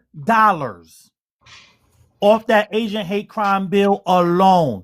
So much so that the Italian Americans that are right next door, and if you know New York City and Manhattan, Chinatown is right next door to Little Italy. They have those little, their little events sometimes that's close together and you could go to both. But the Italians of Little Italy came out and was like, wait, hold on. Our businesses are suffering from COVID too. We have hate crimes too. Where's the money? Because we're both next door to each other. Because when they got called out, they tried to say, oh, it's because their businesses were affected by the COVID. And they're like, so is ours. Everybody's is. But they still gave the money just to the Asians. See, this is the con game that the Democrats run. And while we're fed up. See, I heard a great advocate that I know that was there in the room with Black Alpha when they challenged Kamala. He said, the party that gets the vote is the party that gets the smoke. Why am I talking to Republicans when they don't get the vote and they can win national elections without our vote? We got to talk to the people that we have been voting for the last 60 years with no change. See, I respect the civil rights era, but people like K-Town, who are the children of the civil rights era, see, the civil rights era, they got co-opted by the powers that be. The children of the civil rights era, like K-Town, want to co-opt us. And that's the craziest part about it. You're trying to come in, co-opt this revolutionary energy that is based on facts, figures, and things you can feel, touch, and see when you're not playing dumb. And then come out and try to get us to acquiesce to universal programs that we get the crumbs from. And I'll land here. We are having that same fight right now with the Reparations Commission. There's a bunch of K-Towns. There's a bunch of Pan-Africans. There's a bunch of Afro-immigrants on this commission that are telling us we can't get specific set-asides without them involved Because if they're not involved in things that Foundation Black Americans are supposed to get that's supposed to be just for us, then they won't support it. And this cop out that K-Town is using, see, this is what the best con men do. They take a little bit of truth and then add all the lies on top of it. Is it against the Constitution to have race-based policies? 100%. Is there a way to craft policies specifically for Foundation Black Americans that is constitutional? 100%. And the Democrats hide behind, oh, y'all just the racial black people, instead of acknowledging that there's a way to craft lineage-based policies. And I can't speak for everywhere across the country, but here in New York, every single New York legislator knows how to craft lineage-based policies, because the U.S. Freedmen Project went to the Capitol in Albany during the Black Caucus weekend and taught every single New York legislator how to craft lineage-based policies. They are ignoring it.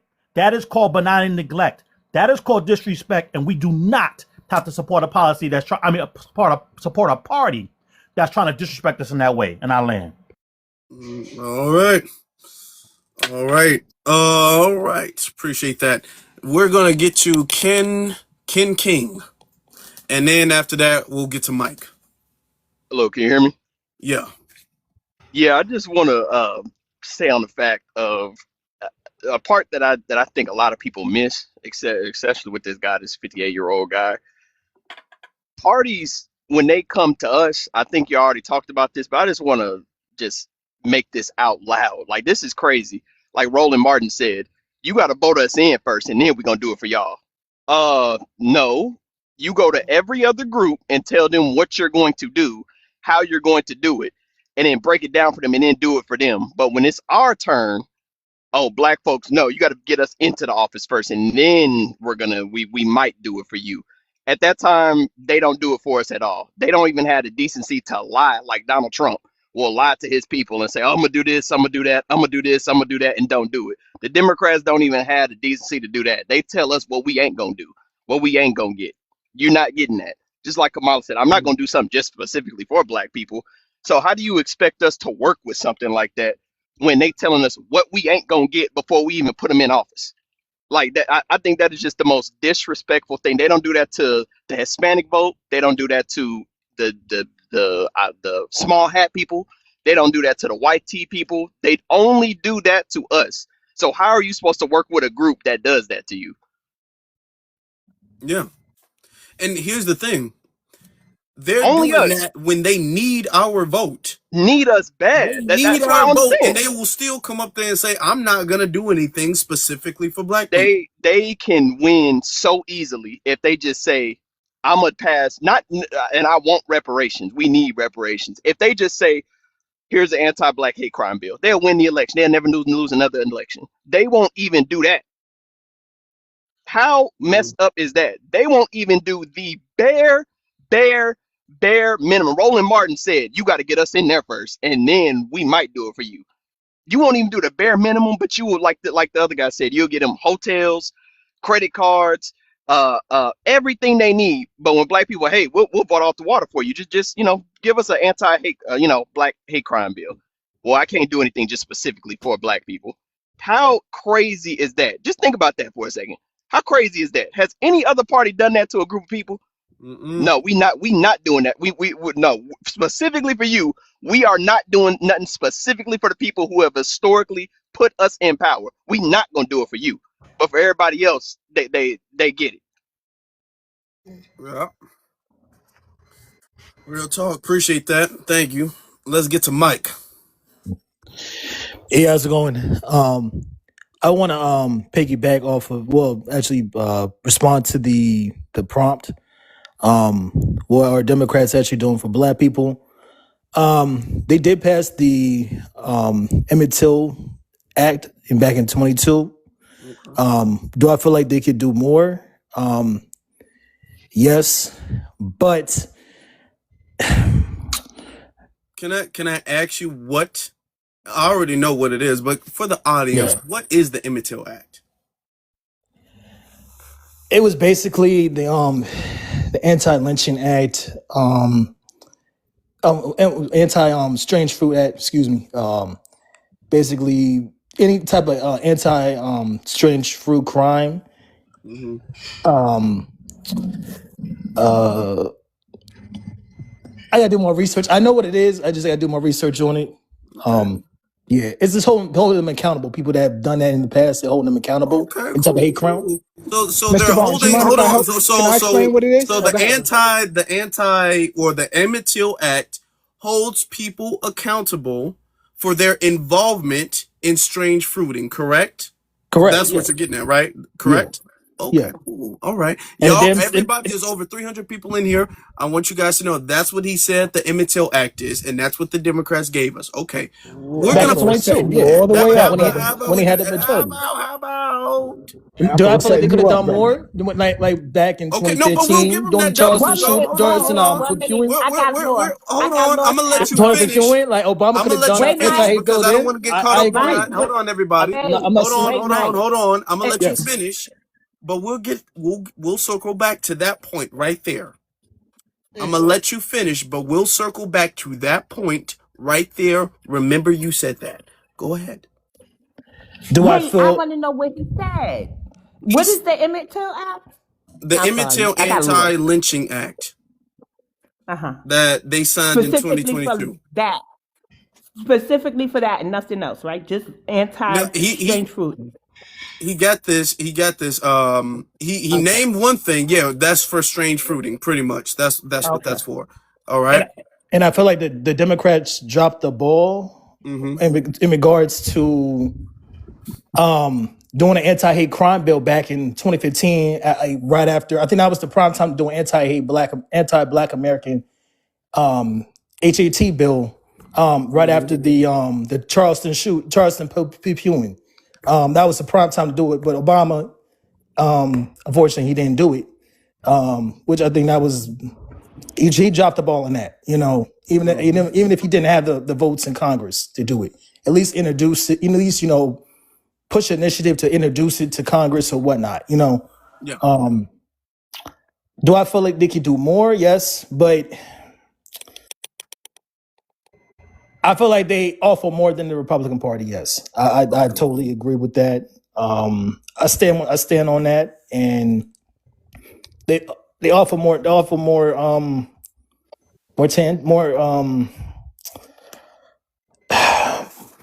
leverage to get the tangibles that we need than Republicans. Republicans, they just turn a blind eye. They want to give money to the wealthy. Okay. All right. Now let's go back to the Emmett Till Act. Do you Yeah. know who Carolyn Bryant is? Yes, yeah. Okay. What happened with Carolyn Bryant? She was she accused Emmett Till of Okay. whatchamacallit. So Yeah. she was really the cause of what happened with Emmett Till, right? Right, yeah. And she never got Okay. charged for any of the crimes. Even She died. after the Emmett Till Anti-Lynching Bill Act was signed. Yeah, and that was that they dropped the ball on that. And Okay, so if they dropping a ball on everything, how you gonna give them a dub on anything? You tried to give them. You said they did do something. They signed the Emmett Till Act, and in the act that they signed, they didn't follow through on doing what is in the act. So how are you going to give them a win on that? at least they did something. At least what they signed their name on a They did piece of something. paper. Republicans don't offer any. What? Hold on, Republicans no, don't don't talk pass about. any type of Hold on, brother, legislation. Mike. Come on, man. Come on, Don't, you know that. because we're not talking about Republicans, and this is something y'all do every time y'all have y'all are challenged on the lack of accountability of Democrats. Is always a deflection to the Republicans. We're not talking about Donald Trump. We're not talking about the Republican Party. We're talking about them. You try to give them points on the board for the Emmett Till Act, and for you to just then follow up and say, which you knew, for you to follow up and say they didn't do anything with the Emmett Till Act. So what's the point of having it? If they're not going to utilize it, if they showed immediately that they're not going to act on it, what is the point of having it? I mean, the point of them having it is to any type of any cases further down the line. Any cases down the line like that happens like that again, they're going to get charged. It's more transparency. We've So had is that no. being clear? We've had cases for since then of strange fruiting since then. Yeah, he's not Yeah, giving. y'all can He's trying elaborate to because give a I'm not picture, entirely too Mike. sure. I'm not Mike, entirely you're too not really sure. explaining what it is. That's not what it is. It's it's an anti-lynching bill. So Correct. Yeah. What the Emmett Till Act does now, it makes lynch. Hey y'all, what's up, Afro? Thanks for bringing me up. What's good? One minute, It one makes minute, one lynch. minute. You can't say that word. Please say I'm strange sorry, fruiting. Yeah. strange fruiting. That's- Okay. So it makes it a federal offense now. So strange fruiting is considered because it wasn't before. It's been like a battle for them to get that to be a federal offense. It kept getting blocked by Congress, mainly Republicans. So now it's seen as a federal offense. And so it can be charged as a federal crime now. And also it is in reference to someone even threatening to strange fruit you. Like if somebody threatened to do that to you, you can charge them with a federal offense for just threatening it. If it's in paper or, even if they threaten to unalive you on the basis of your race because you're just black. So if a white T person or a Hispanic person or Asian person says, I'm going to unalive you because you're black, I don't like black people, you can charge that as a federal, it can be taken to court as a federal offense and they can go to jail for that now. So that's what it does. Any threat to a black person based on the basis of their race, black Americans on the basis of you being basically a FBA can be charged as a federal offense now. Okay. Have we seen that in action? I haven't seen it in action Not yet. necessarily, no. So that's what the No. Emmett Till That was the strange purpose of the fruit bill. is. That was the purpose of the bill. But okay, one if moment. it's the purpose Afro, of can the I bill, say and this? that bill is like what, 4 years old now, Correct. and we've gotten tons of hate crimes since then, and we have not seen that act. We've not seen anybody utilize that act to punish anybody for any type of anti-black crime. Then what is the purpose of that? Carolyn Bryan got to walk right after they signed it. Not only did she get to walk, they hid her for the remainder of her life while people were going around looking for her under Right. the Democrats. Not only that, Afro, can we please admit that law enforcement covers that up? They label it as, self-deletion. Yep. And then sometimes you find out that the people who were involved were law enforcement. Rasheen Carter, I believe, was it Mississippi? He called his mom, said a bunch of white men were chasing him in the pickup truck, and his phone was, he was losing charge of his battery. And then he tried to use a store phone, and shortly nobody heard from him.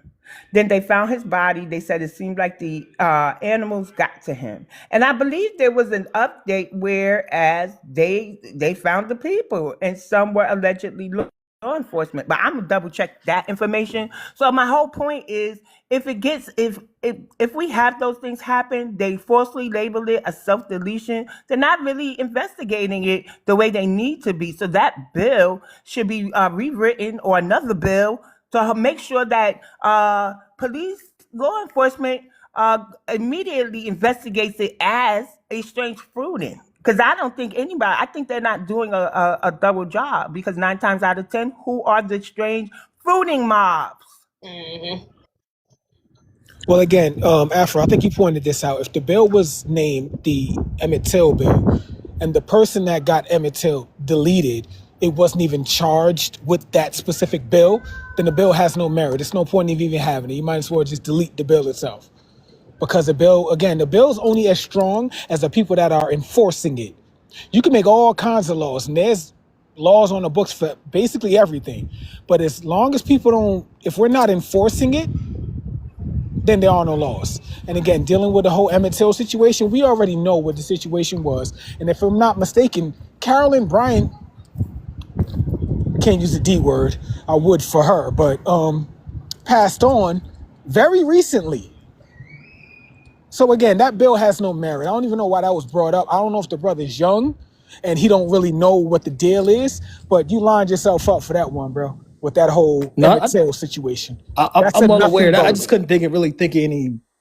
You can't, So what is that telling you, brother? Hold on. We still have a speaker who haven't spoken yet. We got Cherry hasn't gone yet. I forgot. So let's be fair and let her go before. Hi, Afrolee. How you doing? Hey, I'm BX. good. How you doing? Hey, Hey, Michelle. BX. Hey. Yeah. I'm just going back to what we were talking Oh, about sure. before. Go ahead. You Um, got it. um, I'm 62 years old. So I'm older than everybody on this panel, even the man below me, K-Town. The Democrats, when I noticed it when I was in my 20s. I voted for Bill Clinton. After him, I did not go back no more until Obama's first term. And I said, oh, he's full of shit.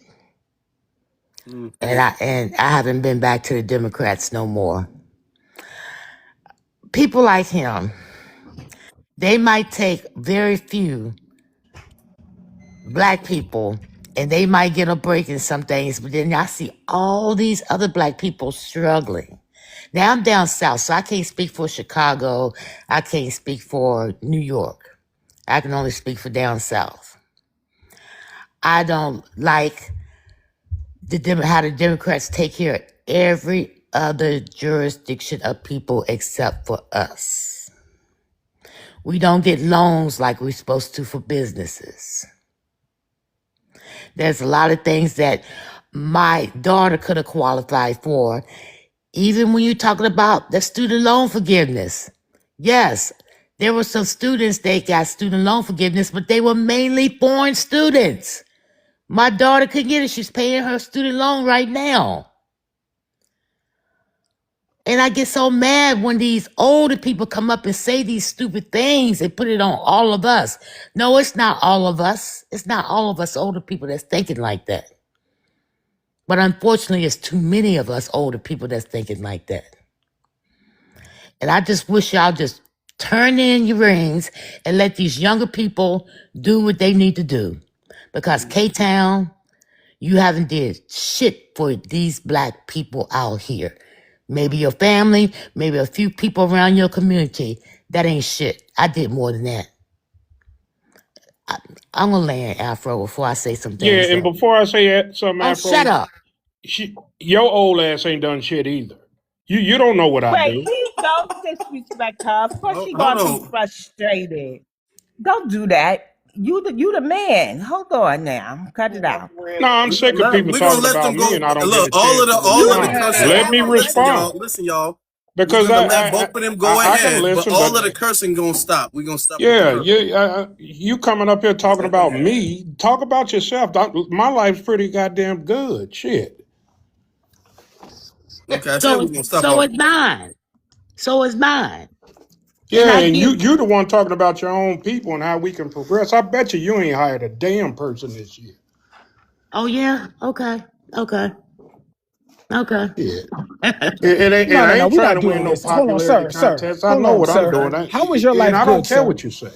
Let's talk You're about it. not How was being your life good, sir? not nothing for me. I'm And about to go yeah, there, Afro. I'll You be know setting me. my ways, No, and me. I'm not listening to this bullshit because it's bullshit. You guys K-Town. ain't no goddamn Fred K-Town, Hampton. focus on Then me, leave the sir. stage. Bye. You ain't know. We ain't Hey, gotta argue with Bye. the I was sister, talking to sir. the host, not you. You Well, keep bringing up my leave. name.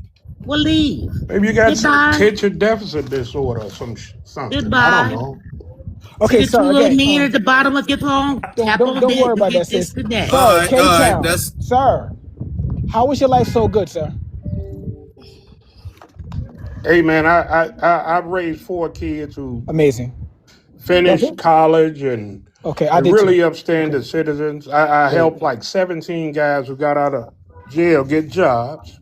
Recidivism rates, I'm Mm-hmm. trying to get them down in my community. So I don't know like what y'all do. I hope you're doing something for your community because it starts with us.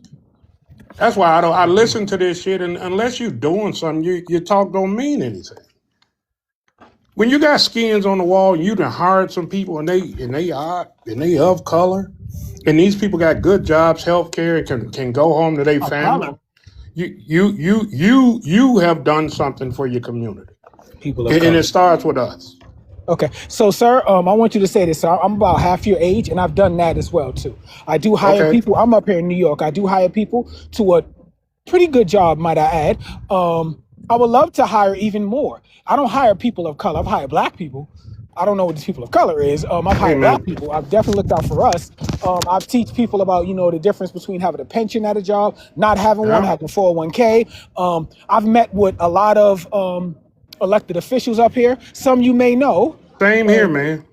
that's amazing. And I've also I'm trying to figure out how is your life so good, because it seems like, I don't have the 4 kids. I don't have any children yet. But what I would say is that you said that your life was good because of your kids, and that's understandable. Nothing against that. Yes, But usually when people say that their life is good, or that they've been successful in life, they point out the facts that they have done. So aside from your kids, and that's great raising. you want to know my story? And hold on, before you tell me your story, hold on. Yeah, We I can need to tell you stop my story. lowering It's the a boring bar, story. because It's we a say, story hey, we because all my should have kids. went through. Hold on, brother. We say because my kids haven't been to jail, I've done good, sir. That's not a standard, sir. Your kids should not go to jail. I didn't say no shit like that. I said my kids are graduates. They graduate, all 4 of them. Graduates from college and got really good jobs, really That's upstanding amazing. citizens. And what's funny is a guy like myself who was in them streets in the 80s, when the bone was moving, made a little cash, bought a couple properties, I was doing all the wrong things. But you know what? I joined the military, changed my life, went back to school, started working at a place, worked my way all the way where I'm doing all the hiring and in charge of the whole region. So it can happen. And then what you do is you go back to your neighborhoods, to your people, Okay, well, thank you, and brother. you actually hire and do Okay, you, things for you them. did a good thing. I appreciate that. Thank you. But we gotta move on. Let other people go All ahead. right, Say what you they can got go to say. ahead and drop me, man. I'll be in the comments listening, brother, and keep up the good work. Whatever you do, I hope it works Hmm. because I am pro-black, and I may not be trying to do it the way y'all doing it. And it's okay to be old, especially when you come from them streets I come from. I'd have made it this far, and you know where K Town is, host. When you make it out of there, hey man, you made it good. So thank you. All right. And Can I just say this, Afro, I Afro, in just want to closing? say I don't like disrespecting nobody's page. So I apologize if I you know, was talking out of line. But homeboy doesn't know anything that I do. I mean, working with children, feeding the elderly, okay? That's what I've done ever since I was in my 20s. And I'm 62 right now. Be 63 in a couple of months. And I'm still doing the same damn thing. Grow my own food. Much respect to you. Okay? Yeah. So I don't want to hear, and I was never in those streets, never out there like that. Much respect to you. All right. Afro, can I just say Let's one get. thing? I'm gonna just make this real quick. There was some misunderstandings earlier. I don't hate any elderly person. I just hate someone that does not listen to its youth. So again, Sage does not hate the elderly. Absolutely not. I respect them. But I do want the elderly to listen to the youth as well. That's all I would ask. All right. Now let's continue. Let's get to Chrono. I'm gonna let you go ahead. Say what you got to say. Yeah, thank you. It kicked me out for some reason, but I did my research after the last live, and I think it was, I don't know if it was Sage or not, but whoever the conservative guy was up here that said Kamala Harris's first home owner plan would not have benefited Black Americans. That was a complete lie. So I did go do my own research, my own individual research, and I found out that only about 48% of Black Americans in the United States of America, foundational Black Americans, are homeowners, versus about 80% of white people. And I know that he had mentioned, You said 48%, right? 48%. yeah, it's like between 48 and 50%. Okay. And I know he had mentioned that, like, in order to qualify, you have to be a first generation homeowner. And he had stated at that time that because of that stipulation, it would have benefited immigrants more, which is a complete lie. So I did my own research, and I say this a lie because doing my research, I researched how many Black Americans owned homes prior to 1964, prior to the Civil Rights Movement.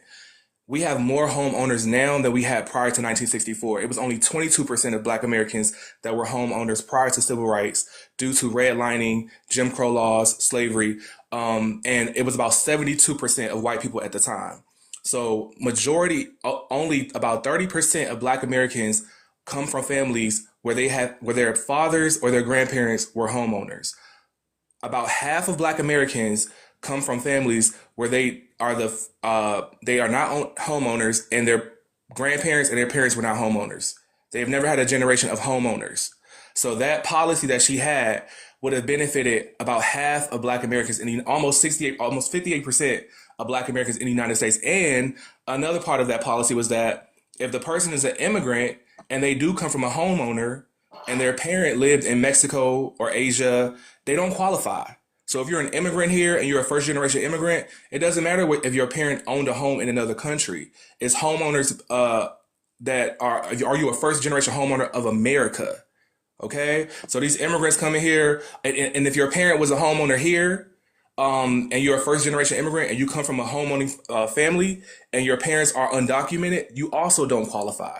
You have to be a documented American citizen, and they had to own a home in this country. So I just wanted to put that out there. I did go do my research on that, and that plan would have benefited a portion of our community.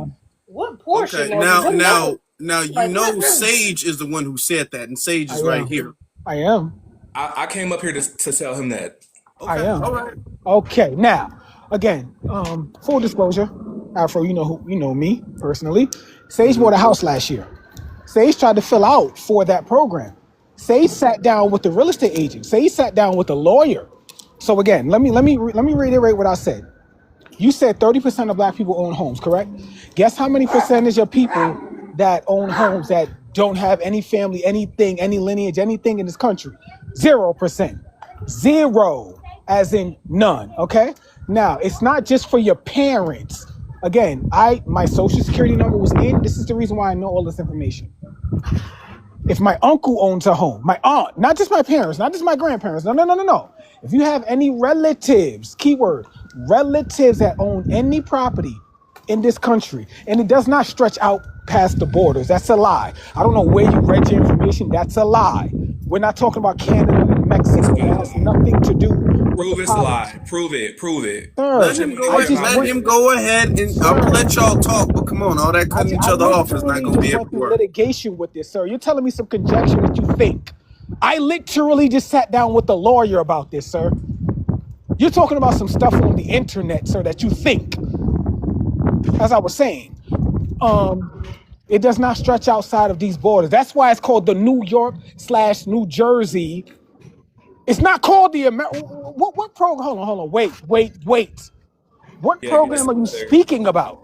Because again, I'm talking about the New York, New Jersey first generation homeowners program.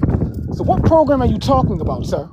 It's very interesting that you say that, because when I was up here that day and I asked y'all for clarity on what program you were talking about, you guys stated that you were talking about Kamala Harris's policy that she had for first-time homeowners, which she was going to give a $25,000 down payment for first-time homeowners. And I said that was a great thing. And you pushed back and said, well, you have to be a first generation, a homeowner, and that's going to benefit immigrants. And so I went and did my research, and you're correct. That is true. It's a part of the policy. But about half of Black Americans are not homeowners, and they don't come from a generation of homeowners, so they would be first generation homeowners. And I went back even further to see, okay, when were we homeowners? Because somebody had said, well, we come from America, we're foundational, we own homes, all of us own homes. Prior to 1964, prior to 1940, only 34%, I'm sorry, 1 second, only 22% of Black Americans were homeowners.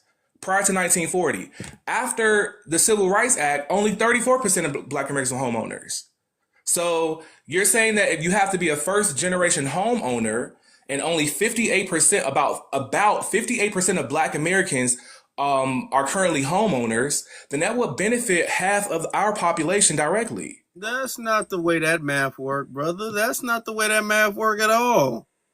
Okay, so how does it work? Because it's not. Well, if you had owned a home, period. First off, they're talking about if you had ever owned a home, not if you are currently owning a home. Thank you. If you had ever owned a home, that means if you owned a home and lost the home, you still cannot qualify. But even if we want to talk about the people who are currently owning a home, let's say a family owns a home and has 5 children. The 5 children are going to grow up and leave the house, and none of the 5 children are going to be able to qualify for that program because their 2 parents own a home.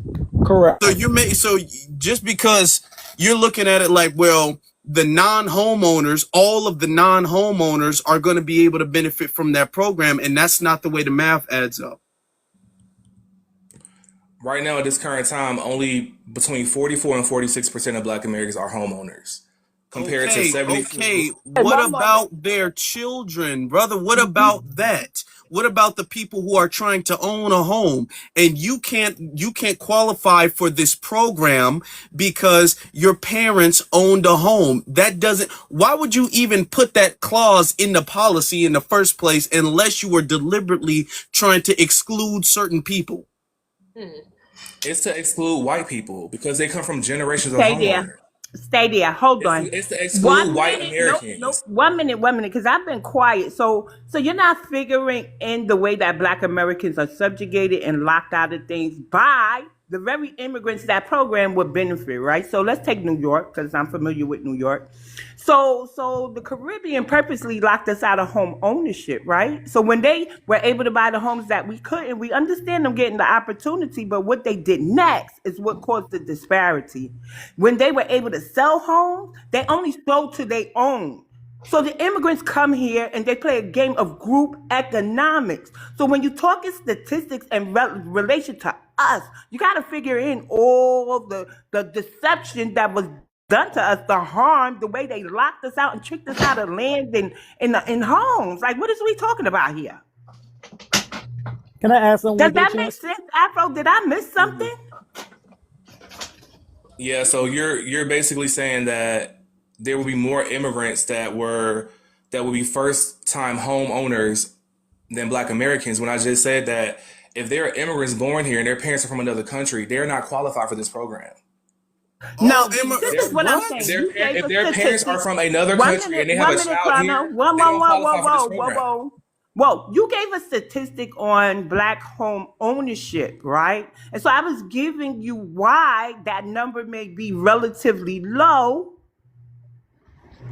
or the fact that it shouldn't even be a first-time home ownership for anything pertaining to us because we've been tricked out of so many things. We should have programs specifically for us that immigrants can benefit from, period, right? And the same immigrants that these home ownership grants and loans would benefit are the ones that's locking us out and taking things from us. Do you know that they have targeted grants just for them? So that means that they'll service an area that's mainly Caribbean, so that thins the pot for us. Like, how did DEI, we didn't benefit. What do we benefit from programs that are set to help Black Americans? We don't. We benefit the least, and that's be the whole point. Right, and so unless I got mixed up somewhere. Right, so I did my research on the immigrant home ownership rate, and we fall. Okay, so white people right now are at. I know we're going to say the stipulation as to a person could have had a home and they lost it, but let me just put this out there real quick. The bottom line is that right now, of course, white people are at 73% home ownership in America. They're the highest rate, of course. Below them is Asians at 60% homeowners. Below them is Hispanic people at 50% home ownership. We're at 45% home ownership rate. So we fall below the immigrants. There are more immigrants in this country right now that are homeowners than there are Black people. And historically, we have been the lowest. Okay, 1 second, hold on. Let him go ahead. Historically, we have been the lowest percentage of homeowners because of redlining, because of course, slavery, us being locked out of the GI bills and FHA loans and things like that. So most of us do not come from homeowners. If a bill was put out today and said $25,000 down payments for first generation home buyers, we would benefit from that the most as Black Americans. Most of us, if we participated in that bill, would be first generation home buyers. Most of us would be. Like I said, that's not the way you have added that up. Again, is incorrect. brother, And legally, even if that's that not is the the way it case, works. what about all of the millions? Hold on. What about all of the millions of immigrants that have recently come in the last few years? Not the Hispanics that have been here for decades. I'm talking about the ones that came a couple years ago. Okay, when they get citizenship status, which the Democratic Party is trying to expedite and allow them to have a much faster path to citizenship, when they get citizenship status, then they're going to be able to qualify, and their qualification is going to go past that clause. There's a very weird reason why that clause is there, because it doesn't. Yeah, I don't think it should be there. I don't think that clause should be there. I don't know why that's there, but the way I'm looking at it right now is she's excluding people from this bill without telling them. That's how I'm reading it. White people are definitely excluded from this bill. I mean, this bill is not race related. It doesn't have a racial demographic that is supposed to directly benefit from it. Of course, I see that, right? And we would love a bill that's directly for black people. However, what I can see is that I can see who it eliminates based off of the census records. And white people as a majority are eliminated from this bill. They're not going to benefit the most. They're at the back of the line.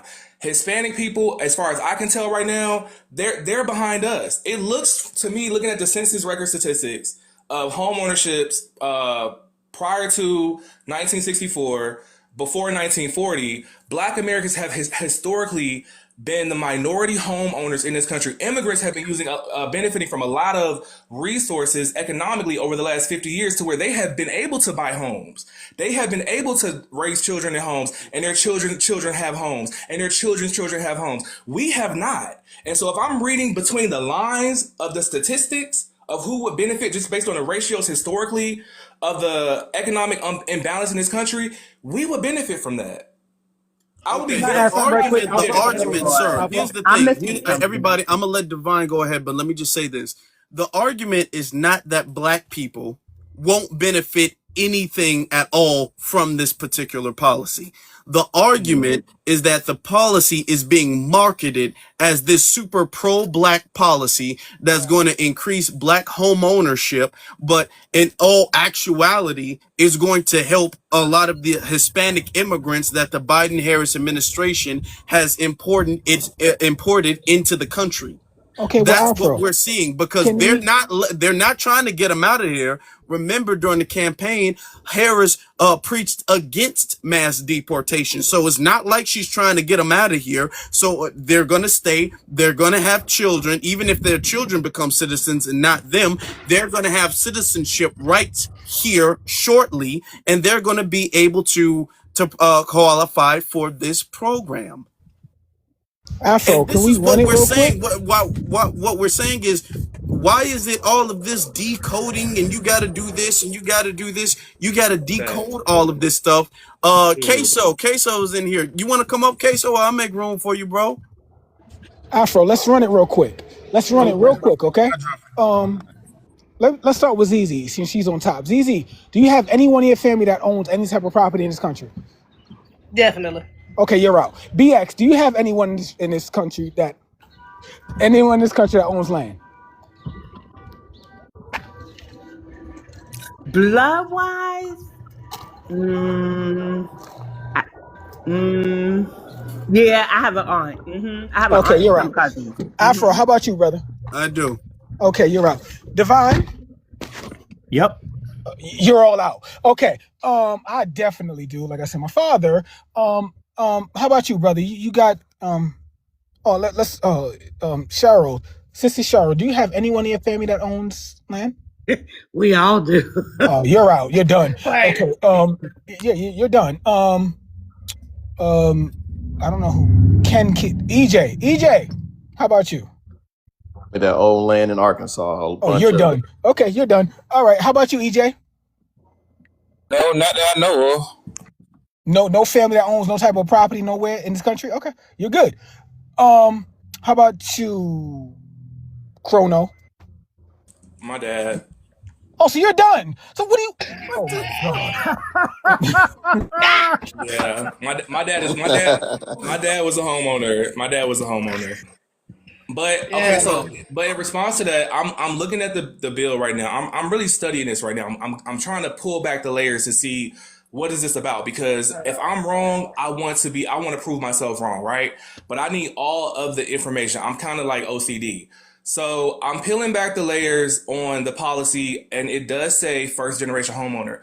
What it's saying is, so I'm asking it, I'm researching it, I'm Googling, is it based on home ownership of your immediate family or your extended family? It says you qualify if you have not owned a home in the past 3 years. This is not about immediate or extended family. It's about you personally. So it's saying that it's not based upon your mother, your father, your aunt. It's based on you. If you have owned a home in the last 3 years, if you have not owned a home in the past 3 years, you qualify for this plan. So I don't know where you guys are getting it from, that it's based upon your grandparents and your mother. If you can show me that, I would concede. But what I'm seeing is it's saying it's based off of you personally.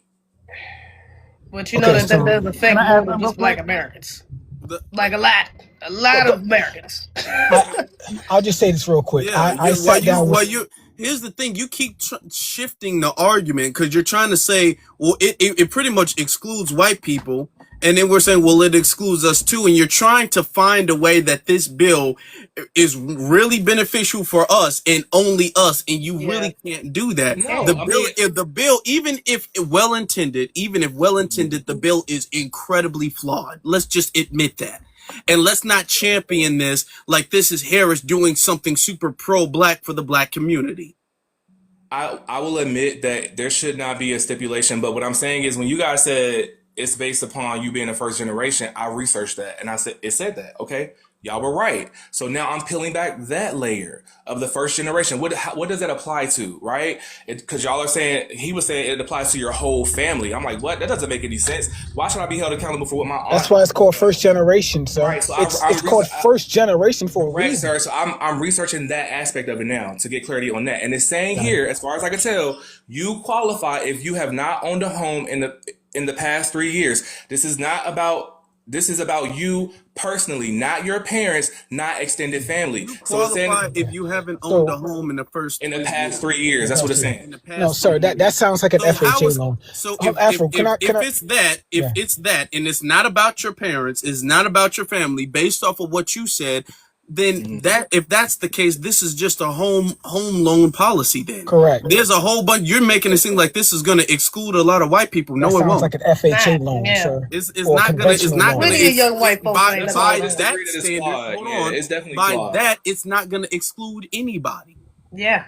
So then it's not a policy for black people. Then. Well, let me say this too, Afro, because he's trying to figure out where I got the information from. I sat down with my lawyer. So when you go through buying a home, which all you will do in the future, brother, or if you want, I don't know what your situation is.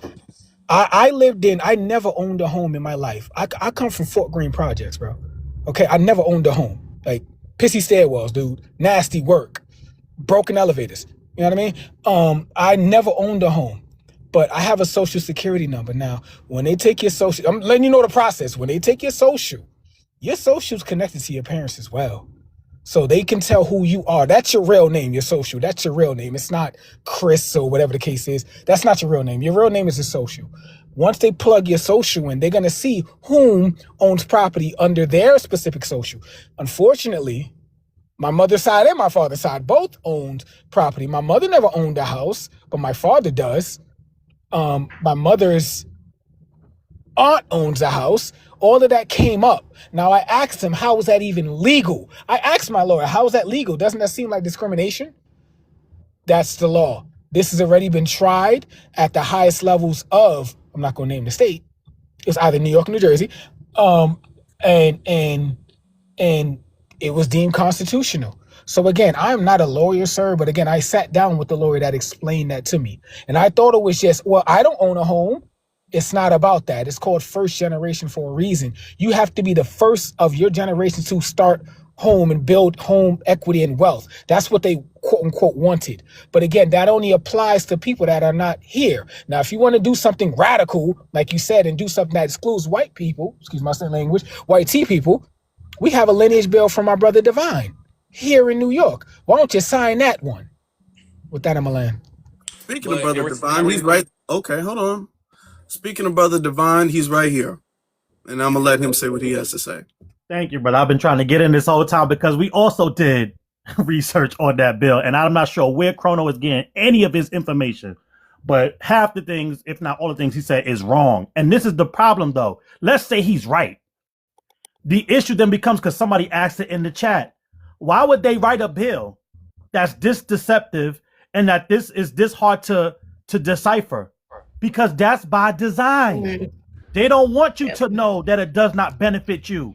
Like, even with all your machinations and all your calculations, right? When you're trying to figure out who owned a home and whether it's for the next 3 years, first 3 years, or if there's anybody in your family, you know how many illegal immigrants it would help into the country that they brought in? 100%. Because none of them owned a home because they wasn't here. And that's the point. And after we get past that point, now we get to the fact of the 25K. We all live in the United States of America. Now, if you haven't already been building your nest egg, and most people that are first generation home buyers are not doing that because that's one of the hurdles, where is 25K relieving all the pressure on you to be able to buy a home? And then where is that home for 25K as the start of your nest egg to get it bought? So the thing was, it was flawed. But what the Democrats do, this is what they have mastered. Taking the foundational Black American story and then giving all demographics our glory, meaning you make it seem like it's something for foundational Black Americans based on what was done to us, but then every other demographic gets to tap in. Every other demographic gets a bigger piece of the pie that was supposed to be a foundational Black American pie based on how they sold it and marketed it. The last thing I always want to say to the other brother that got up here, I wasn't able to speak while he was here, but if you got to do that much reaching to make a policy that the Democrats passed work for us, then it's not a point you need to be making. All that Emmett Till Act did was it made, like someone else said, it made strange fruiting a federal crime. That was supposed to be a big deal until the federal government, through Biden's DOJ, didn't bring no charges against Carolyn Bryant, because that's the reason why you want it to be a federal crime, so you could bypass the states that in the past did not charge those as crimes. See, the federal government was supposed to be able to say, you know what, now we have the jurisdiction over that particular crime, and we're going to charge it as a hate crime. And so you're not dependent on the state to bring those charges. And that was the issue with it, because all the deal was exposed that Biden wasn't trying to do nothing for us either, even when it meant just having his DOJ file charges against a woman that's already documented as being the cause for who the damn bill is named after. So what good is a bill that no one enforces and you can't get anybody to enforce? And on top of that, that bill, even though it's named after Emmett Till, again, taking our story, giving everybody else the glory, anybody can tap into that bill to have something done to them, a hate crime that the federal government can bring charges on. So that's the difference between the Emmett Till Act and an anti-foundational hate crime bill. Okay. If you do not do it specifically for us, then everybody else gets to tap in, and you don't make the statement that a bill like that would make, which means we're not going to accept any hate against this specific demographic, the same way they do it for the small hats and the same way they did it for the Asians. That bill, you knew you could not do with them. And one last thing before I land, because we're talking about tangibles, K-Town is going, but another thing that Asian hate crime bill did that has never been done for foundational Black Americans with our long history with the former slave patrols is that in New York, y'all can look this up for yourselves. Don't take my word for it. In New York, based on that Asian hate crime billing campaign, they created a special Asian-led task force in the New York City Police Department to specifically police and deal with the Asian community, because the Asian community felt like they would better be able to deal with and engage with people from their own ethnic group. Now, when the hell did they ever have, based on everything has been done to us at the hands of the police, have a special unit just for us so that we could go and get our concerns heard, have our ethnic and cultural norms practiced so we could feel comfortable with law enforcement? Never have they ever. And this was in a Democrat-led city, like Sage said, where they don't got to talk to a matter of fact, I'll land on this note. I was talking to a New York politician, and he told me while we were doing advocacy work, he said Republicans don't run nothing in New York but their mouths. So then I told him that means everything that doesn't get done for Black Americans then is on y'all, right? And he was quiet. Can I just respond really quick, please? 10 seconds. Yeah, and then we'll get to smoke. I just want to rebuttal. I want to rebuttal really quick what he said. He said something that was incorrect. You said that in reference to the housing bill that undocumented immigrants would benefit from that more. That's a lie, sir. This is a federal program. Undocumented immigrants do not qualify for housing under federal programs. So it would specifically go to United States eligible citizens or green card holders, legal immigrants. Only time illegal immigrants or undocumented people benefit from housing is when there are cities and states that have their own rules, which I don't agree with, that give them housing and things like that. But that is those are state initiated rules and city initiated plans. A federal housing bill, they're out. They can't qualify. You have to be an American citizen or a green card holder. Right, that's what they told us. And then we found out that all those things they said illegal immigrants couldn't get, they was getting. So I don't disagree with you saying that that's what they say, but we've seen, especially here in New York, that's not what is done. They getting tons of federal programs and set asides. They just find a way to make it so. Because those are state laws. But It let's don't we have gotta nothing to do move with the on. Hold federal on. Let's government. get to smoke, and then we're gonna get to queso. So when I hear you saying what have the Democratic Party done for black people, I just want to know, what do you want the government to do for black people when you say that you're a capitalist, that you want to get out here and get it yourself? Why would you want the government to do something for you? Well, the thing is that I want the government to stop advancing all of these other groups of people. If I'm a capitalist and if my community is in competition with these other groups of people, if we are in a community together and my community is being undermined and sabotaged, I want the government to intervene and to prevent the sabotaging and undermining of my community. The racial discrimination that happens in law enforcement and the job market, and when it comes to the medical field, all of the things that go on in the hospitals, all of the things that go on in the schools, all of the things that go on in the workplace, all of the things that the government is there to intervene and they do for other people, but don't do for black people. I want them to just do their job.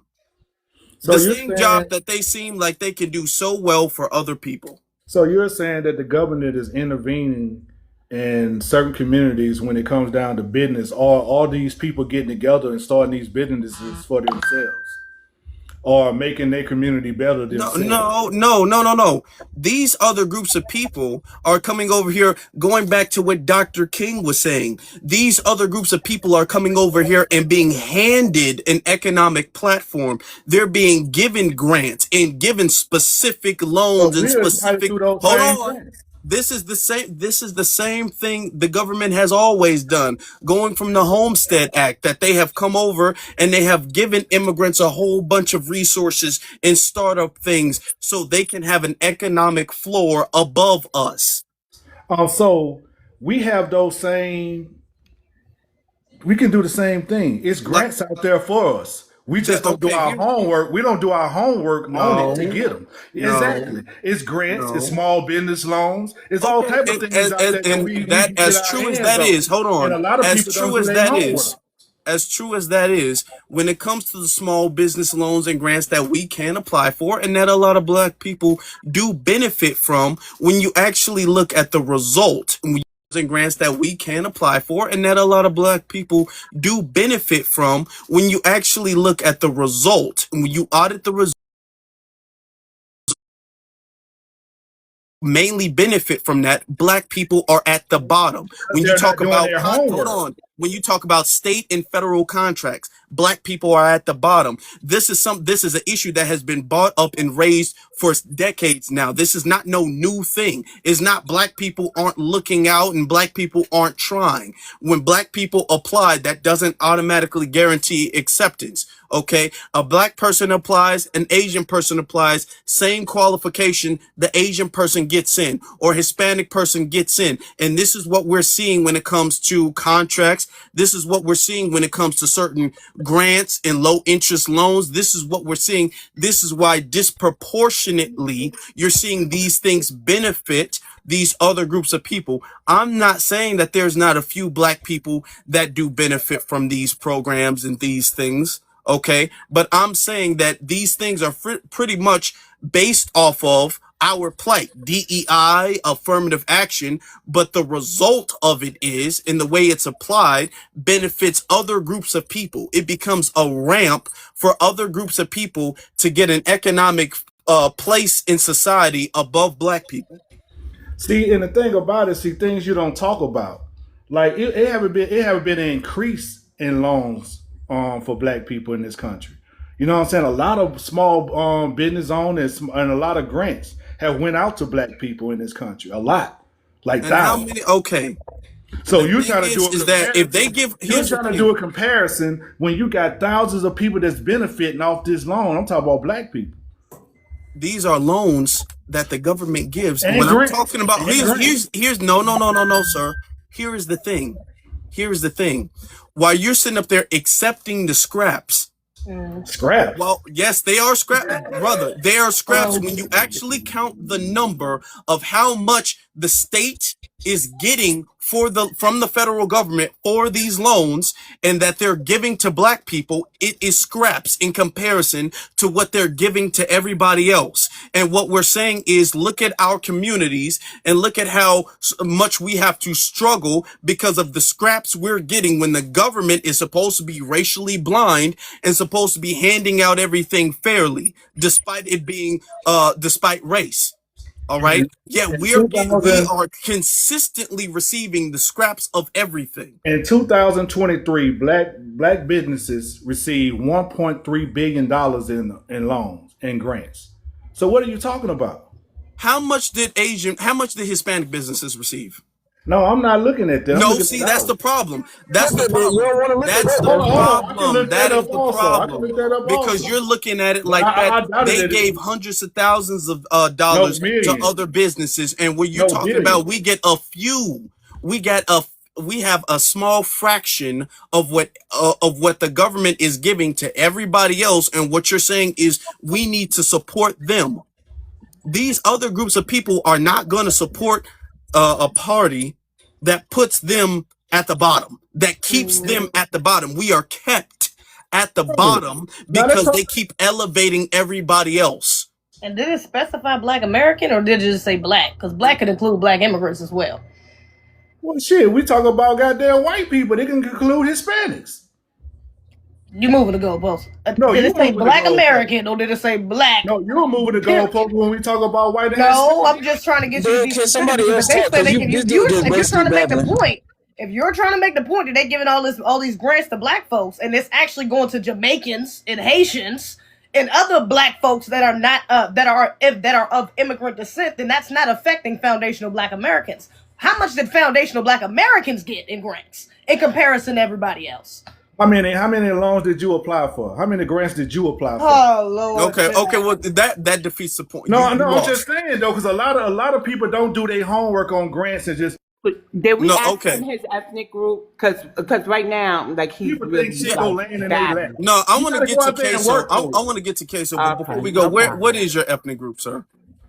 Who me? I'm black, bro. I'm from Louisiana. Okay, well, thank you. Let's get to queso. I know you advocate strongly for the Democratic Party, and we've had a back and forth before. And the Hispanics. I advocate I'm strongly for gonna black unplug my people. ears while y'all talk. I advocate strongly for black people. I just don't understand what black separatism gonna get accomplished in this country. Last year, in terms of Hispanic people, they got $2 million in SBA loans. We got $1.7 billion, if I'm not mistaken. They have 63 million people. We have, they say 48. I think we about 55 million people. So, I mean, it's on par. Still underfunded, if you ask me. I don't have a problem with y'all critiquing Democrats, and I personally don't give a fuck about white liberal people, so I don't know why y'all think you advocate strongly for the Democrats. That makes sense. Why aren't y'all upset with the Republican Party? All of these immigrants take this and that from black folks. 1.6 million jobs gone since Trump took office. Can you explain that? If the thing was to get brown people out of America so opportunities could present themselves to Brown. black Americans. Hold on, let them go. Yeah, give me a second. All that troll shit, man. Come on. Don't do that. When you speak, I'm not gonna do that bullshit. Again, because y'all like to joke and cackle, but I wanted to make sense. I thought you said Trump was gonna put America first, get these people out, so we could reclaim the opportunities. Since he took office, 1.6 million black people have lost their jobs in America. And nobody on this side of TikTok seem to think that's a problem. You can't blame the Democrats for that. You can't blame that on the Democrats. Why aren't you guys upset about that, Afro Elite? Okay, queso. Were Caso. you there the last? You said is what? Caso. Yeah. Caso. Caso. Okay. Were Yeah. you there the last couple of weeks when we were talking about Trump and the Republicans and MAGA and all of that? Did you see those lives? Now, what did you say about it? Okay. Well, we were dragging Donald Trump for filth. It's on Yeah. YouTube. And it's crazy. Every single time we talk about Donald Trump, every single time we talk about the Republicans and what they're doing wrong and all of that, y'all don't show up. Now, the second we say anything, have any type of smoke for the Democrats, here y'all come. Well, what about Donald Trump? What about Donald Trump? Now, here's the craziest thing. If we were sitting up here talking about Donald Trump, you wouldn't come up here and be all like, well, now we got to hold the Democrats accountable too. We can't just talk about the Republicans. We can't. Now, I've seen some of your lives when Who is when you y'all? All I talking do about, is hold hold on. Democrats Okay, so, accountable. Casa. All I do is Hold hold on, Democrats accountable. let You me can't be talking land, about me, brother. right? No, let me land. I'm gonna let you go ahead uninterrupted. Yeah. But when we're Go ahead. talking about the Republicans, nobody comes up and say we can't just talk about the Republicans without also holding the Democrats accountable. Nobody does that. We can go uninterrupted all day and night talking about Donald Trump and the Republicans. But the second we say, okay, now it's time for us to hold the Democrats accountable, hold their feet to the fire. Now, all of a sudden, well, why ain't we talking about Donald Trump? We need to talk more about Donald Trump. It's always that. And when we do, it's always that. So that's your way Did of you vote for deflecting. Donald Trump? That's your way of, I'm gonna land. That's your way of deflecting. So we don't hold the Democrats accountable and call Right? them out. Why would I want to be clear about something. Don't tell me who I am. I don't give a damn about white liberals, bro. I'm tired of black people being used as political. Right? I'm tired of black folk being used as political leverage because that's what we were used as in the 1960s. Political leverage. That's why DEIA and affirmative action did not benefit us as a community. We were used in the 60s as political leverage. At some point, we're going to have to figure out how to get white liberals in the middle so they can be used as political leverage. All of this, if I was talking about Donald Trump, I would come up here and have a conversation with y'all regardless of who on the goddamn background. My thing is the Republican Party is worse for black American people than the Democratic Party. I would say you're going to deal with the issue or the ailment that's more detrimental to you. You guys sitting up here talking about home ownership. Owning a home don't mean shit. It's the equity in the home. From 2019 until 2023, this is the first 2 years of Joe Biden, median household wealth in black America increased by almost 70% due to home equity. One of the first things Donald Trump did was came in and destroyed the PAVE program, PAVE.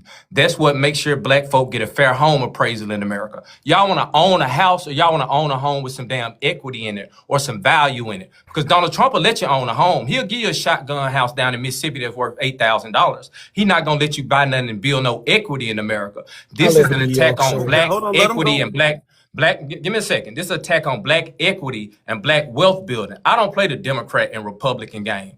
I play the civil rights legislation game. That's on the left side of politics. Whatever y'all think y'all can get done with Donald Trump and the Klan in terms of being made whole, good luck. I don't push against you on that. Good luck. If you think you can get something done on the Republican side of this thing, good luck. I want to say this to you, Afro Elite. Just say best case scenario, reparations happen. Give me a second. Best case scenario, reparations happen. They push it through the House and they go over to the Senate. We got a 51-49 in terms of Democrats, the Progressive Party. Where y'all gonna find 9 Republicans at to sign? 9 Republicans in the Senate who gonna say yes to reparations for black American people? Can y'all name them 9 Republican senators? Since y'all caping for the Republican Party, give me 9 Republicans who gonna put their political career on the line for black folk and reparations. Where's the Democrats? I can't find 9 Democrats who would do that. I'm like, where the fuck are the That's Democrats and doing that's that? the thing. Can you have an argument that doesn't involve Donald Trump? You're not playing the game while you keep right, so to be clear, so you're not gonna answer my question. Hold on, y'all. So no, you can't find 9 Republicans, right? I let you go uninterrupted, man. No. Can you answer my question back though? to Right. Donald Trump, man. You can't find you're a 9 Trump voter for Democrats sure. who do this. You a Trump voter for sure, bro. Hold on, Casso. Hold on, bro. Come on. Yeah, don't you're a crash Trump out. voter for sure, bro. Don't crash out. Mute your mic, man. He's Bro, talking, man. bro, you really I voted let for you Trump, go bro. uninterrupted. Y'all see this? Y'all see this? Right, I now let he you go trolling. uninterrupted. He was complaining about trolling. Now he's Okay, trolling. I let you go Bitch uninterrupted. I just said y'all always deflect back to Donald Trump. Yep. Nobody here in the panel since we started the live has advocated for Donald Trump at all, period. I said, were you here when we were talking about Donald Trump and when we were dragging Donald Trump in the Right. Republicans? Did you vote for him? You conveniently, and I'm gonna say, Did you vote for let's say Donald for the Trump? sake of What the does that got to do argument, with you anything? didn't see I'm that. asking you, I did you said, vote for hold Donald on, Trump? Yeah. Casso. I said, hold on. I said, it's on YouTube. So while you're trying to throw this MAGA jacket on people, you can't do that to us because we are very Yeah. unapologetic with our stance against Donald Trump and Right. I'm the asking you, Democrats. did you vote for And Donald it's Trump? on YouTube. So what I'm saying is, No, I'm asking you, did you vote for Donald Trump? no, I did not. Right. Who did you vote for? I sat on the couch and I did not Right. So vote you in know. the last So presidential right. election. And go ahead. Go But ahead. no, no, no, Go ahead. no, no, no, Go no. ahead. I'm asking, what are the Democrats actually doing? Not don't talk about just for don't deflect to Donald Trump. Okay? Let's take the good and the bad with the Democrats. All right? When we're talking about all of this mass illegal immigration that's bankrupted cities like New York, that's bankrupt cities like Chicago, that's bankrupt cities like California. I'm not sure where you are. I think you're in the South somewhere, if I'm remembering correctly. That's bankrupted cities in California. All right. All right. These hostile, anti-black, hostile Hispanic immigrants that they have allowed to come in here, and that they are giving money to, giving resources to, above foundational black Americans. This is the things that are being done by the Democrat Party. And these are the things that need to be called out.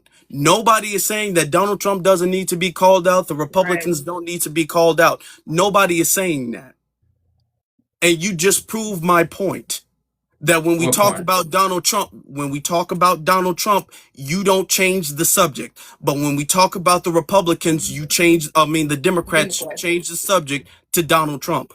Every time. Democratic Shield. What do you want me to talk about when it comes to Democrats? And furthermore, this is what I want to say, all you ignorant people who think it makes sense to not vote. This is not a personal attack on you. If you're not participating in the game, you don't have a chance to win. I know y'all think that I know you think you're doing something profound by not exercising your right to vote in this country, but somebody else gonna use the vehicle, whether it's the Democratic Party or the Republican Party. Other people are gonna use it. Nobody gonna go home, sit on their couch and say the black people didn't come outside. I feel bad for them. Let me call them and do something for them. The worst thing you can do as a black person in this country is sit your ass on the couch and not vote. There are two groups of people who benefited from their vote over the course of the last 30 years in this country, the 92% and wealthy white men. No other group of people have got anything for their vote in this country except those two groups. You look at black women and where they started in the 80s. Please let me finish. You look at black women and where they started in the 1980s. Black women went from conversations about welfare queens to conversations about being the most educated demographic. That was through political means. When Donald Trump took office, whether you want me to talk about him or not, 400,000 black women lost jobs at once because those were government jobs. That's the 92% using their vote to get them something. They got education, they got government jobs. When you look at black businesses in America over the course of the last 10 years, black women make up the largest demographic in America in terms of new black business ownership or new businesses, period. That came through the political process. SBA funding under the previous administration tripled. Black women benefited from that as well. Black women almost pulled off the finesse of the century by forgiving their own student loan debt, which would have equaled a free education in America. You're not going to tell me another group of people who have benefited from their vote more than the 92% and wealthy white men in America like Donald Trump and Elon Musk. So y'all can do this shit where y'all tell people to stay at home and don't vote. Black men, you are upset because you feel like the black women outpace us in the Democratic Party. Give me a second, I land here. And feel like, hey, give me a second, man. Let him go ahead. Go ahead.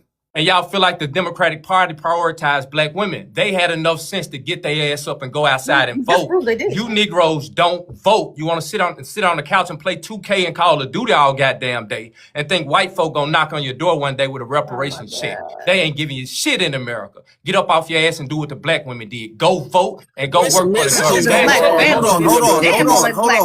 Hold on. Do you know how many? Okay, hold on. EJ, stop. Hold on. How many black women, since we're all about black women, I'm about black women too. How many black women during the Biden administration lost their job and lost all, not just their job because they couldn't find, because the government shut down or whatever. I'm talking about they lost the ability to work, period, because they did not want to take a vaccine. And under the Biden administration, the vaccinations were mandatory and you could not work anywhere at all. And that disproportionately hurt black women. That, and not only were they 4.2%. not able to, because when you talk about government shutdowns, them and all other groups of people, because there was hundreds of thousands of other groups of people who are laid off. It was a lot of people who are laid off, not just black people who are laid off. A lot of people laid off, and they were able to find jobs other places. Okay, when it comes to the vaccinations, if you are not vaccinated, you are laid off of your job, and you are not able to be rehired other places. Okay, so all I'm saying is we got to take the good with the bad. Nobody is saying the Republicans aren't bad. It's just the thing of y'all getting y'all defense mode anytime we say the Democrats are bad too. Y'all will instantly jump into Bro, defense mode. respectfully, This is stop what you're doing doing that. You right can't now. speak from. Yeah, I don't want you to speak from my political position. I don't give a damn about Democrats, to be honest with you. Okay. My All thing right. is Well, this: how Like do the you you go? thing do. How do is, you is Chilling. that That's the the only thing thing you is care that how about. do you okay, how do you you go say you out don't give with? a Chilling. damn. You Okay, chilling you're real not hard, gonna cut me off, Professor. bro. I God let you. damn, I Z, let you can I finish rant. my statement? Caso. Oh, it ain't a I let rant. you I'm go just ahead. responding to you. Go Okay. ahead. Well, I'm Keep it not on. done. I'm not Go done. ahead. When it comes to certain promises, and this is all we saying. When it comes to certain promises, as far as reparations, as far as an anti-black hate crime bill, when it comes to legislation specifically, Harris said she will not, not cannot, she will not do anything specifically for black people. She said that. I have a video that's got over 500,000 views on Twitter where when she was in the debate in 2019 against Biden, and they asked her, what are you going to do specifically for his new Hispanic immigrants? She gave a laundry list of things specifically for Hispanic immigrants. It went viral on Twitter and then on YouTube as well too. So there's a laundry list of things that they will do for all other groups of people, for Asians, for the Latino community, for the small hat community. There's a laundry list of things that they can do. Yet when it comes to black people, we're talking about what? We're talking about what specifically? Donating to HBCUs. That's the most y'all get. No, I can Which tell are you not some of the things specifically. specifically for black people. Right. Okay. So what we're saying is that we have a list of demands. The black community has a list of demands. All right. That we require in order for you to get our vote. Okay. Black men and women.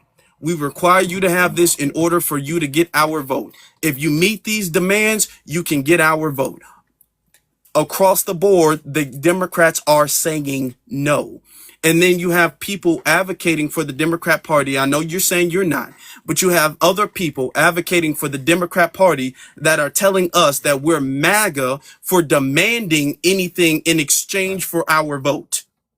Right. What's your leverage? You don't vote. You don't have any political Okay, leverage. here's Why the would they thing. even entertain a man Here's the who? thing. What was our Give leverage? me, That's the same bro, logic, bro. Brody. I Hold have on. to be able to Let me respond to answer you. your You question. saying a Let me lot answer now. your I have to be question. able to respond to Let you, me. bro. Okay, but I'm not here for the I'm gonna reading. answer your question. And Yeah, I'm I'm gonna not here let for you no respond. reading, bro. I'm gonna Go ahead. answer your Go ahead. question, and Go then ahead, I'm gonna let dog. you respond because that's the same thing they said. We won't have any leverage unless we vote, and we got Biden in, and Biden had the White House, he had the Senate, and the House of Representatives. All of that was blue. And they said, well, we'll do this and we'll get all of this leverage. And then next thing you know, he gets on a call and tells black people that we need to get used to falling in line with the Hispanic community because they quote unquote make up a larger population than we do. That was after he thanked black people for getting him in the White House. After he thanked black people for winning him the election, he turns around and says, okay, well, now the Hispanics are a priority.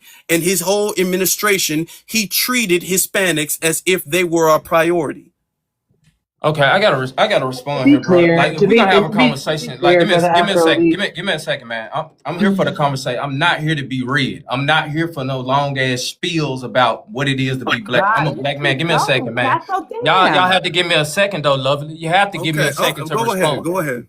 Yeah, I'm We Because not here other to have, be people want to read. say, Hey, other hey, I'm people not want to on be in none the of that I'm dumb conversation boy too. giving shit. you So I'm don't more not than gonna a sit up here second. and have 3-4 people read me. I need to respond to what he said. First of all, bro, this is my issue with y'all.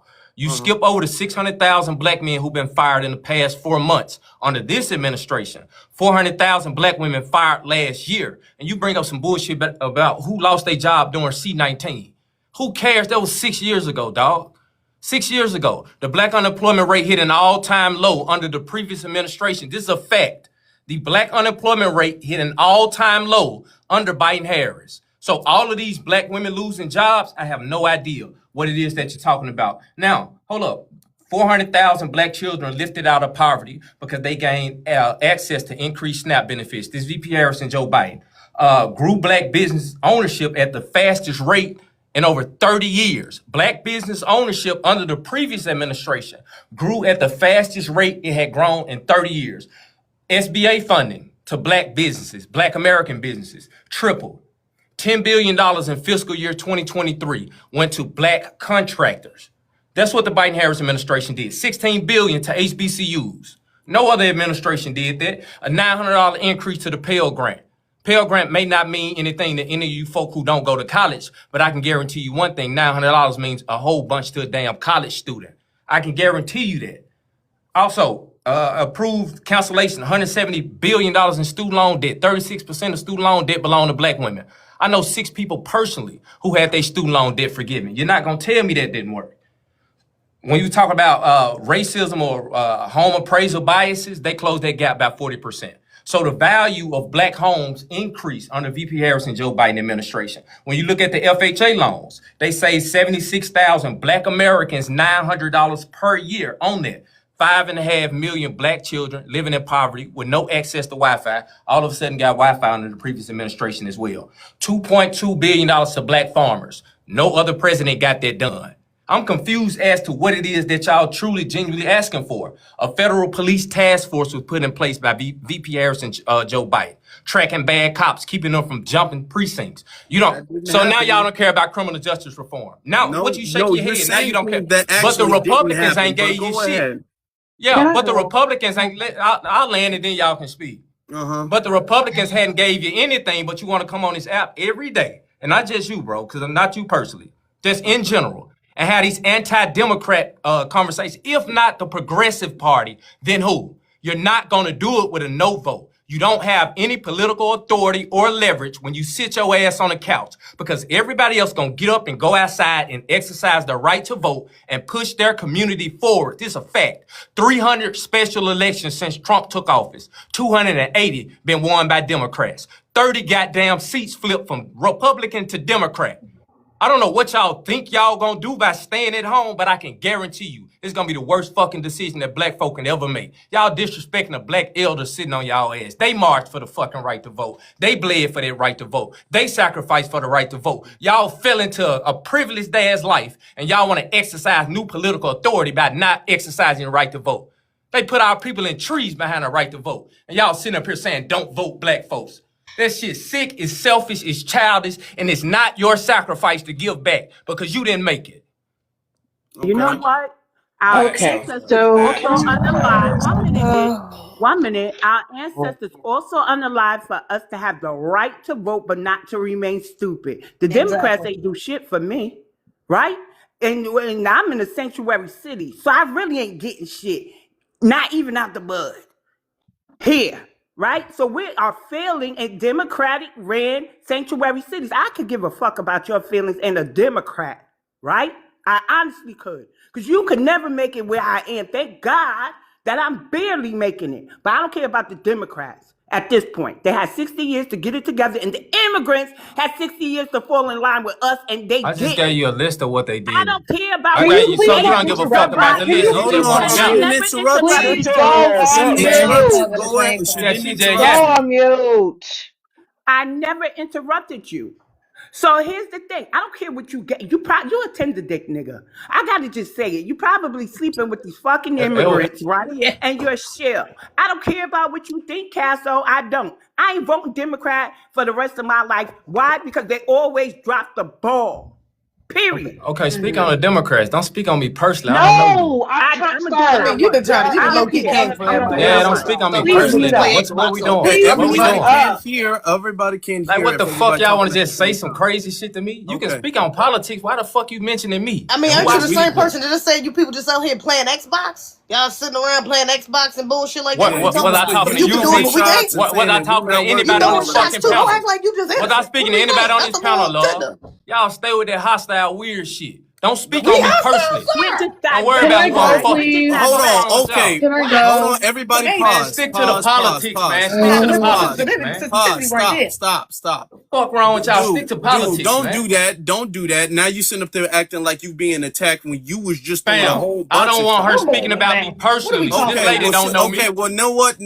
From now on, nobody speak on anybody personally. Fuck you talking about, That's nigga? what I ain't we're no gonna pro be to her doing. personally. All But right, hold all on, right, all right. hold on. That's enough. That's enough. Afro, can I ask All you a right. question? Can we What? switch out Chrono and bring up Simon, please? Not right now. Not right now. Because we're about to. Not right now. Let's get to Ish.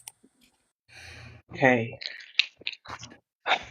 I Lord Jesus. Now, Okay, so Afro Elite, I want to can say you this, bro. please Now not can your I'm chat you letting doing him this can shit. you in. Hold on, Stop. can fam. you Stop, mute him? dude. Stop, Can you man. mute him, please? Thank you. Great, because I want to be clear. I think that one of the things that's being missed here in the conversation is that it doesn't matter the political party, Republican or Democrat. The issue is that political parties are not operating in a way that is indicative to helping and propping up the Black American community, which is the grassroots community, which is the community that built this country, which is the community that has produced the people that have afforded the comforts that other people are allowed to come here and get. I want to go here to a bit of scholarship here and talk real quick about several instances where we see the Arab American and Muslim American voters who had the uncommitted vote movement campaign in Michigan. I want to talk about the progressive left Democrats who were supporters of Bernie Sanders who have withheld votes, voted third party, or abstained.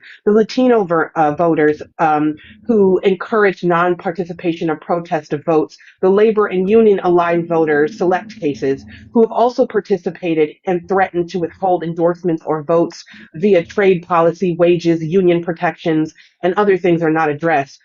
There are also scores of youth voters between Gen Z and millennials and so on who have used non-participation and protest voting as leverage via climate policy frustrations, economic concerns, and so on and so forth. There have literally been multiple populations in this country who have abstained from voting. So this idea that Black Americans can't abstain from voting when other communities have literally done that and been able to leverage political pool is absolutely fucking absurd, considering we are the foundational population. If we choose to abstain from voting, we have that right, as is our constitutional right to abstain from voting. And if the purpose of that is because we're having issues with policy.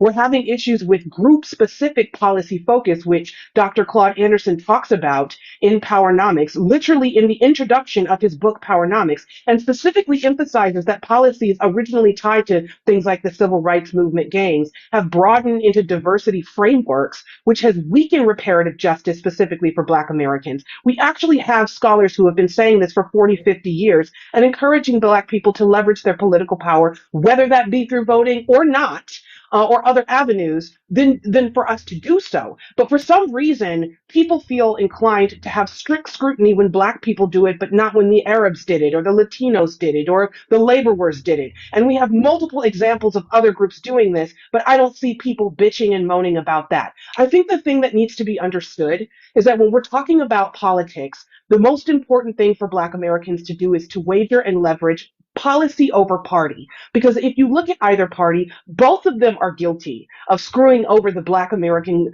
community, the grassroots community, etc. Both parties.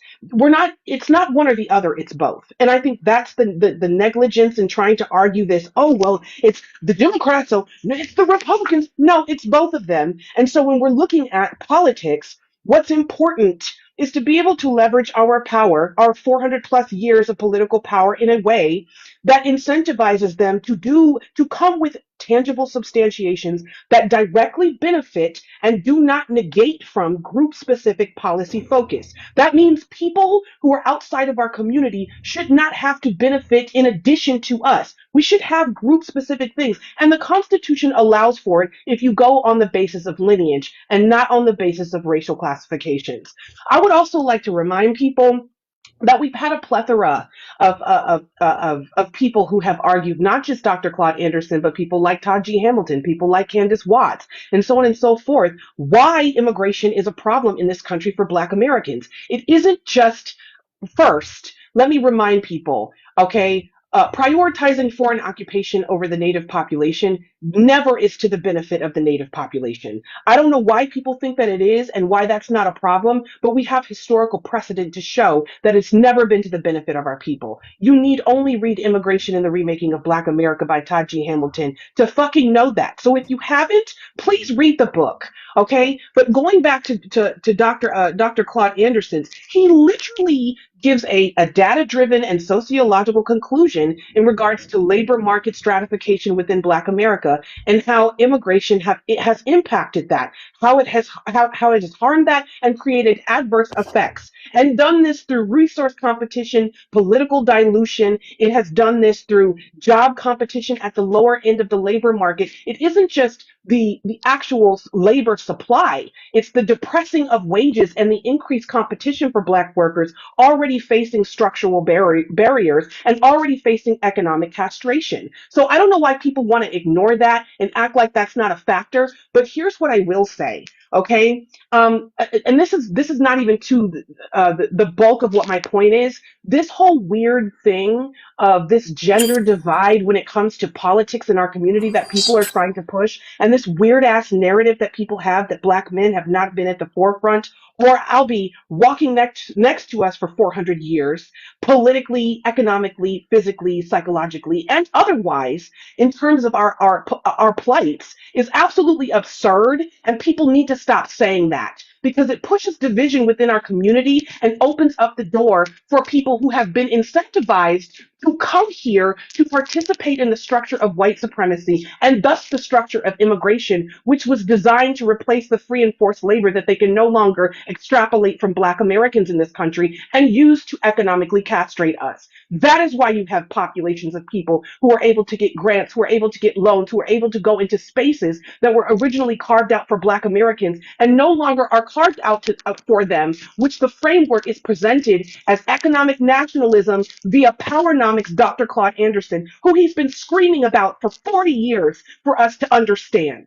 So please, let's stop with the bullshit. Let's stop with the gender wars. Let's stop with the lunacy that we have to follow a different set of rules than everyone else. People are pissed because Black Americans are beginning to use the same strategies that they have used to accumulate and participate in the destruction of our people. And people want to act like that's a problem. No, we're the last to arrive at the delineation party. And now that we've arrived, nobody wants to party because we actually do hold the chips. So please stop saying that bullshit. I've landed. Lee, my response to you Thank is this, Afro. BS, give me a second. I'm gonna leave because I don't want to hear your response. Give me a second. The Give things me that a you said second. on You this panel were don't have to anti-Black. hear. You Hey, said several things on this panel that were okay, anti-Black, all and I'm right. not Just interested in listen to hearing me. your response Let her at finish, all. Casso. I'm not What do you interested in mean? it. Just And let her so finish. I I'm began good. speaking. Now I'm she's good going on on. you. You have interrupted everyone on this panel, and I don't care to hear your response. No. Bro, Lee, Okay. thank you All for right. allowing All me to right. speak. BX, thank you for inviting me. Y'all All stay right. Black and You're free and welcome. find some joy today. All right. Goodbye. Yes, we Thank the you. Thank you, Bish. government Afro. that Give Democrats are me, for y'all. Give me Black BS. Give me Americans. one So one second. Yes, Afro. moment, okay. All so right. We're gonna Afro, let because Give me Ish a kind second, of is want Brody. to Give me a change second, the Brody. energy. Hear me out now. I came to have this Kind of want to conversation change with the you, but give me a energy. second, lady. BX. Broski, yo, mods on this power trip and shit. This shit didn't go from 300 to 1100 for no reason. I'm not gonna sit here and Put let the you give me a room up. BX. Give me a second. Give me a You ain't second. do it. First, Give me a second. Give me a second. This shit didn't go to You ain't 1100 do for it. no BS. Stop it, please. No. Hear me out, bro. I'm not gonna sit here and be at the mercy of your fucking mods because they don't like what I say on Stop TikTok. interrupting people, B. Now, Okay. Casso. love just spoke. She spoke in her entirety. Not one of them interrupted her. Every time I speak, 2 or 3 of these people up here interrupt me, bro. I'm not gonna sit up here on no FBA kink shit where y'all want to overly assert our power. This not that, bro. We gonna have a conversation tonight. Straight, nigga, Right, please. ZZ, we gonna have a conversation tonight. I'm tired of y'all trying to tell me what y'all feel about me. Cause y'all won't come to my panel.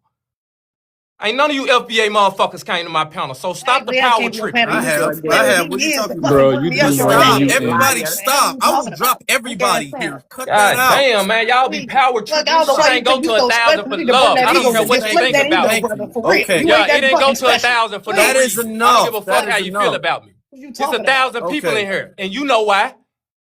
I ain't gonna send this Anytime bitch there's a on mute and debate, let y'all first read off, me. Oh my Have some god. okay, motherfucking here's the respect, thing. man. Anytime Oh there my is an god. You brought debate 1,000. You or brought anything like 100 Yo, that, you folk. ain't Fucking gonna special. read me we've though. got You these ain't are gonna things. mute me up and Anytime read there's me. something, it's Better have a always motherfucking it's conversation. I ain't that kind of nigga. You clearly are. But I. Fuck wrong with y'all. Y'all gonna mute me up okay. and just say what Man, what y'all you wanna trying? What say. you say? What you gonna say? Casso. All What right. are we talking about? You emotional Afro over D, there. Get go your ahead, shit Z. You Okay. can Hold relax, on. love. I I'm don't gonna know what say your this. thing is for me. You can I'm relax, gonna huh, say. bun. I'm Relax, gonna say honey. this. I've been on your panel before, and that's how I was handled on your panel when I was there. Why So, you lying, bro? It was me and you on my bro, panel. Are that's you how I serious? was handled. You cut me off. You muted me several times. That's how I was Man, handled. let's Now, move forward I'm the not going to conversation, man. handle you that way. And I'm not saying it's okay to Man, handle I anybody don't, that way. brother. What's What we going doing? to, Let's have a conversation. no, I no, really no. don't give a We're fuck. having a Let's have man a to man conversation. conversation, man. We're Yeah, let's having a have a man to man conversation. I conversation. don't need Now, your what I'm mods going to muting me say, though. I don't hold need them on. getting their Okay. rocks off. Here's the thing. It's just me and you right now. All right. Fam, go ahead.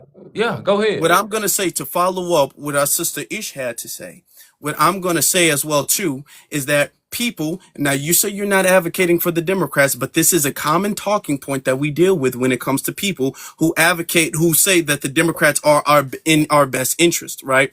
They will cite, like you just did, every single thing, every single accomplishment or positive that happens for the black community under the Democrat establishment, or not establishment, but administration, as this is because of something the Democrats have done for black people. When you talk about the increase in black businesses, well, that happened under Biden, so that was because of Biden. When you talk about anything that happened, like student loans or anything like that, if it happened under Biden, it's because of Biden.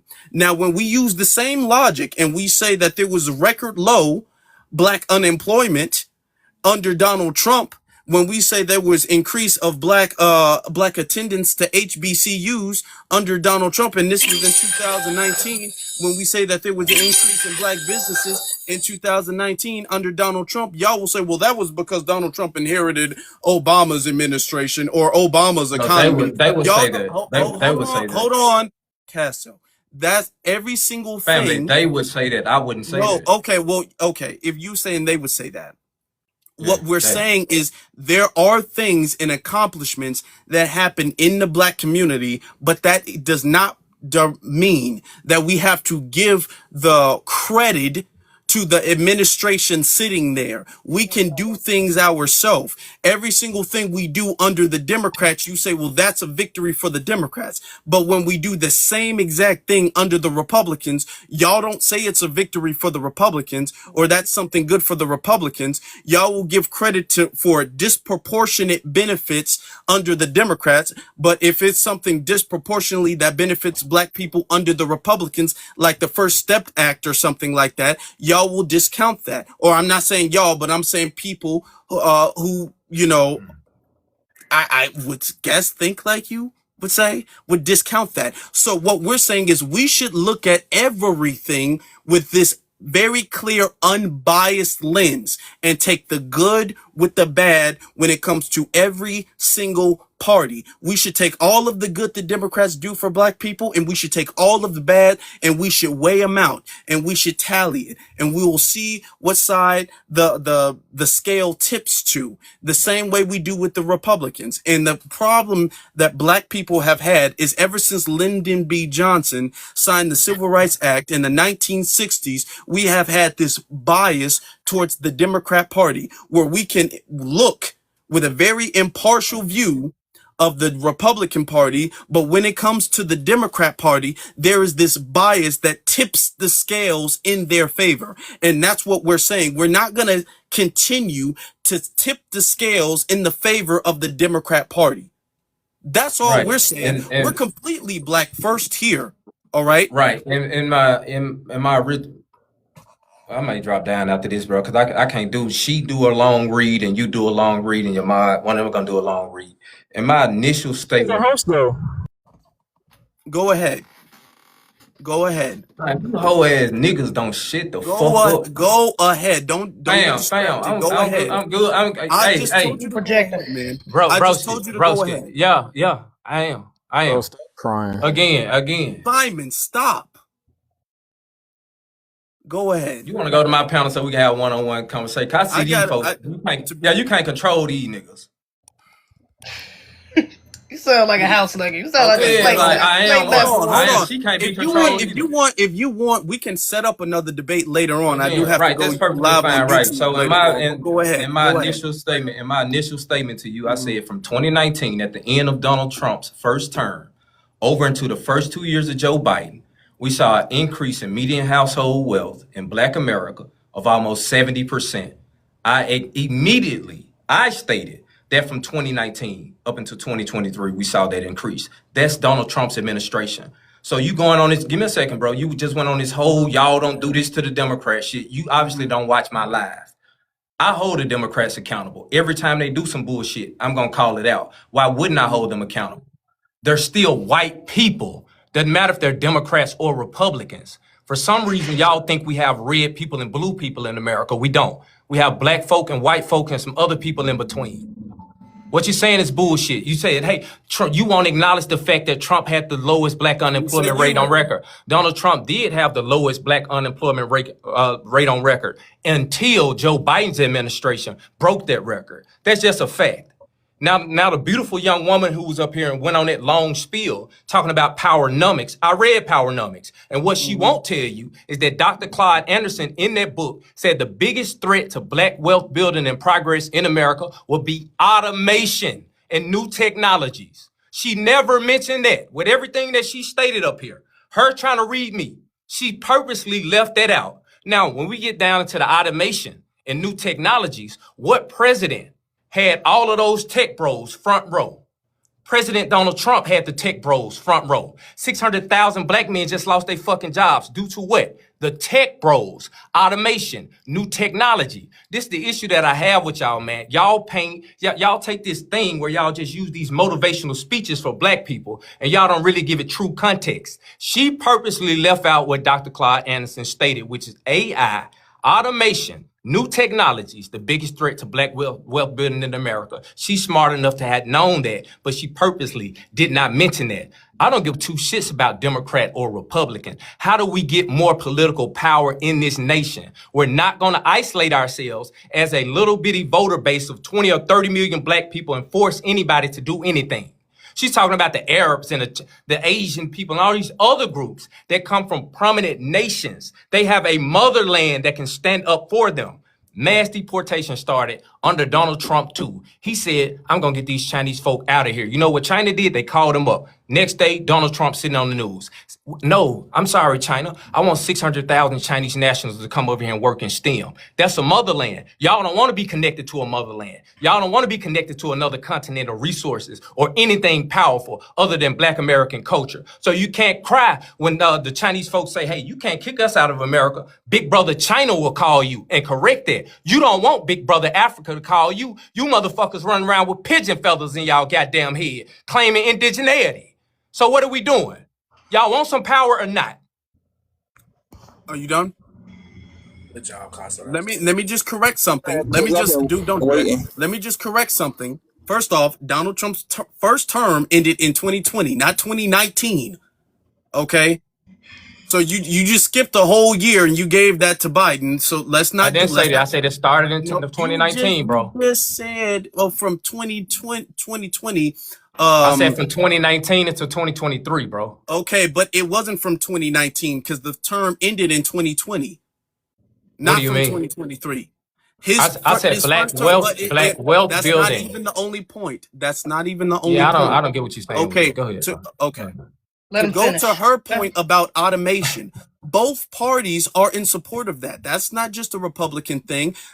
Elon Musk became the richest man in America because he was subsidized by the government, and that was under the Biden administration. Before he flipped and started supporting Donald Trump, they were cutting off things. That's what they were giving him things to charge his Tesla vehicles in California. California is what made Elon Musk under the Democrat Party. California is what made Elon Musk this super rich man. There was a whole documentary on that, and I think that's on YouTube, and you can look that up for free. They've been cutting out and they've been giving incentives to automation as well too. Both parties do that, and I'm not saying that that's not an issue, but we're not going to sit up here and make it seem like that's a Republican issue and the Democrats are the party of the working man, because neither party is that. All right. Now, going on to the second point you made, or the final point about voting. What we are saying, what she was talking about, is practicing and utilizing the full power of your political leverage, which is your vote. If we have the swing vote, then they need to come to us and agree to certain policies and make certain promises. Yet what a lot of people, I'm not going to say you, but what a lot of people are doing is they will say, well, the Democrats don't have to make any promises, but you should just not want the Republicans to get in so bad that you're going to vote for the Democrats in spite of the Republicans. And what we're saying is we're not voting in spite of somebody else. We're voting for certain things, for certain policies and legislations, like every other community does. So you're not going to sit up there and be all like, well, if you don't vote for us, the Republicans are going to get in. That talking point does not get used with any other community. Instead, they will come to that community and say, hey, I can do this for you. I can do this. We might have to work on that, but we can do that. They do that for every other community. But for us as Black Americans, we are the only people told, look, you need to dismiss anything specifically, all of your demands, all of your requests. Forget about that right now. What needs to happen is we need to stop the Republicans. That's what we get told. The But I'm Republicans are not, the you know, bad guys, and we get told that. And we're coming out of that conditioning. That's what she was talking about. and some of the stuff you're saying, I'm not gonna push back against everything. You know, most of what you're saying, I'm not pushing back against it, man. It's the execution and the delivery for me. We've never been a swing vote as Black folk in this country. We have to take a step back and look at this thing through a broader lens, man. We have been political leverage in America. They convinced us that we were a swing vote. When did we ever swing the vote? Give me a second, Afro. When did we ever swing the vote to get a white Republican elected? If you swing, you have to swing the other way at some point. When the hell did we swing towards a Republican president and get him elected? When did we swing towards any Republican candidate in this country as a voter base of people and get them elected? We're not a swing vote. They convinced us that they gave us this false idea of political power. We have been leveraged. We have been leveraged time and time again by white liberals in America. This is I understand that the Democrats and the white liberals have been utilizing us and overly using us. My thing is, how do we push white liberals out of the Democratic Party towards the middle of American politics? Whoever find themselves in the middle, they are going to be the group used as political leverage. People say, oh, so you believe in brown folk. I believe in numbers. I believe that with 110 million Black and brown people, we can turn 90 million white liberals into political leverage. They're going to have to stand in the middle of American politics and adhere and work with other groups of people. We were never a swing vote in America. Our Afro Elite, please tell me, when did our Black vote ever swing and get a white Republican president or governor elected? That's not what it means. That's not what we mean when we say that. When we're a swing vote. That means we are the deciding factor, okay, whether the Republican gets in or the Democrats get in. That's what we mean when we say the swing vote, because we're in certain states that determine the federal election. Okay, they need to win these certain states in order to win the election. If they don't win those states, the states will go red or blue, depending on what we do. Will determine if the state stays red or blue, if they win the state or not. If they don't win enough states, they're not going to win. That's what we're talking about. That's why there was such a big push during Harris administration to get black people mobilized and involved. Right. So our That's swing what we're vote has saying. never swung in a way that was beneficial to prominent white Republican men. It only swings left No, towards the white our liberals. absence, hold on. But what the thing is that you're taking the swing vote literally. It's not supposed to be a literal thing. Our absence has prevented the Democrats from gaining certain positions. Our absence, that's what we're talking about. And what we're saying is if you don't want us to be absent, you need to meet certain demands. And I don't yet agree with people are that. White advocating that they women, should not have to meet demands, but we should yeah. show up anyway. White women have a swing vote. White women got a black man elected president. White women also swung back the other way, and they got Donald Trump 2.0 elected. So I don't agree with you on that particular point. My thing is we have been used as political leverage since the 1950s, since the 1960s. You can't tell me that we hadn't, because white women, white liberals have benefited mostly from all of the civil rights legislation that was passed in the 1960s. Immigrants coming into the country. I'm not sure what we talking about at this point. Then. Right. I'm just speaking my piece the same way you speak yours. Immigrants coming into the country have benefited from the civil rights movement in the 1960s as well. You don't put yourself in a position to where you don't benefit from something at all. If you're that powerful, a voter block, you're gonna benefit from it in some way if you are truly that powerful of a voter block. What I'm telling you is we have been taken advantage of in terms of the black vote in America. They told us that our vote was powerful. They told us our vote mattered. Black women were able to squeeze something out the system. But black men, what have we gained from our political vote? That math Pretty don't much add nothing. up, bro. That math don't What add don't up. add up? What The don't math add you're up? using don't add up. You're saying that What's the black math? women have been able to squeeze something and black men have not been able to, but the black vote collectively doesn't mean anything. That doesn't even make sense. Those things don't go together. The thing is that we have been just giving it away to them without requiring anything. This is what Dr. Claude Anderson is talking about. There needs to be a requirement before the vote is given away. And the thing is that the vote has, in the black community for the last 60 years, the vote has just been given away without the requirement. And now we're saying, you know what, the vote's not going to be given, period, to anybody until certain requirements are met, to certain promises, okay, are given. That's what we're saying. 500,000 black women terminated from the government. They got government jobs. That's something for their vote. Again, they went from being called welfare queens to the most educated demographic. They did that through political means. Again, Kamala Harris, Joe Biden tried to push through student loan debt forgiveness. That would have forgave all of the black women in terms of who went to school, educated themselves. When you look at black business opportunities, government contracts, black women were able to squeeze something out of this system with their vote. On the opposite side of that, us black men, we hadn't been able to do that. Now, when you look at us as a collective, there are no protections in place. ZZ, can I respectfully, ZZ, can I finish? I'm just like, damn. I can't get it worded edgewise though. You keep going back. God damn. But I'm asking you your question. You saying black women was they do that? Why black women? Can I finish my thought though? I mean, you can say it, but damn, let me finish my thought.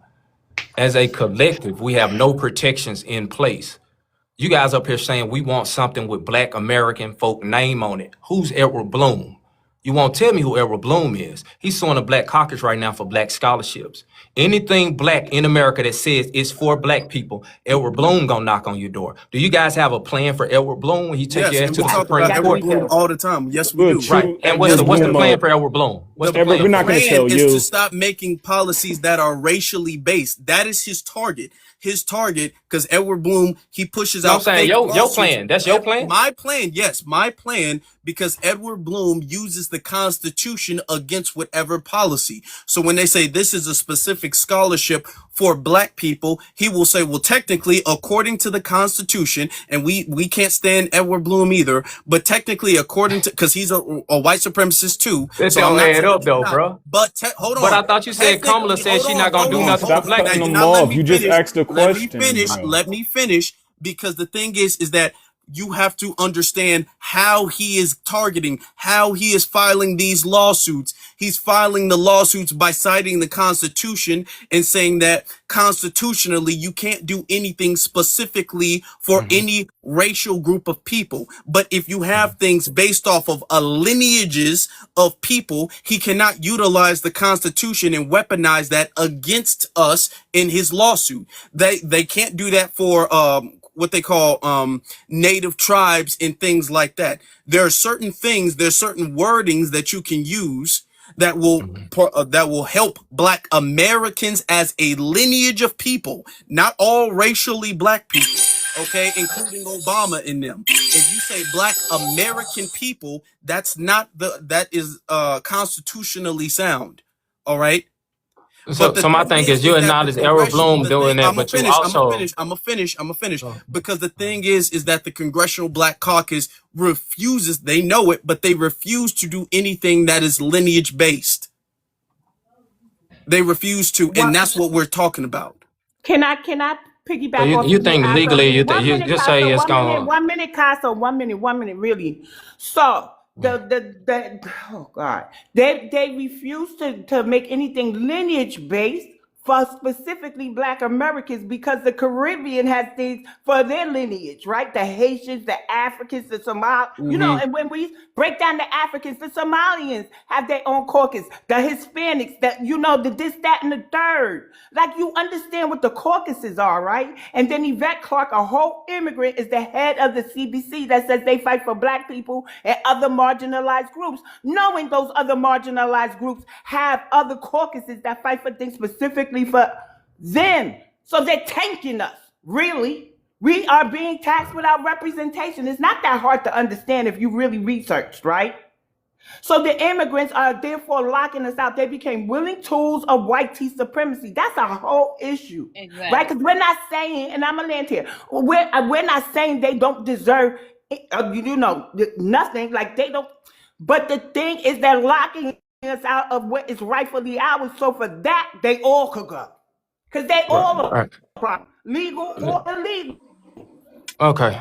Hey, brother Afro, when it comes to Errol Bloom, I have to respond to what the man said, bro. Give me a second. Hold on, Queso. I just want man, to it's get 2 minutes. Caso. That's fine, fam. I'm gonna respond to what he said. Okay, yeah. All right. I want to respond to what he said. I'm asking the host. I'm just asking the host. Right, I want to host, respond to what the host said before I forget it. Thank you. Can you? Right, You've been threatening him. I'm not. That's fine. I just came up here to have a conversation with him. Yeah, I came up here to have a conversation with him. Again, hold on. I'm gonna let you go. We're talking about Edward Bloom. We're talking about Edward Bloom, but also you guys sit up and say you don't support Kamala Harris because she won't specifically say that it's for Black people. But you also acknowledge that Edward Bloom is going to attack it if it says for Black people. So I don't get the angle that y'all coming from. That's a straw man argument. Let me clarify then. Let me clarify. Let me clarify. Okay, because the thing is that when she was asked about reparations, which I'm sure we can all agree there's a general consensus is a lineage-based thing. That's what we're talking about. We're not talking about racial reparations. We're not talking about reparations for racism. We're talking about reparations for a lineage of people. She said no to that.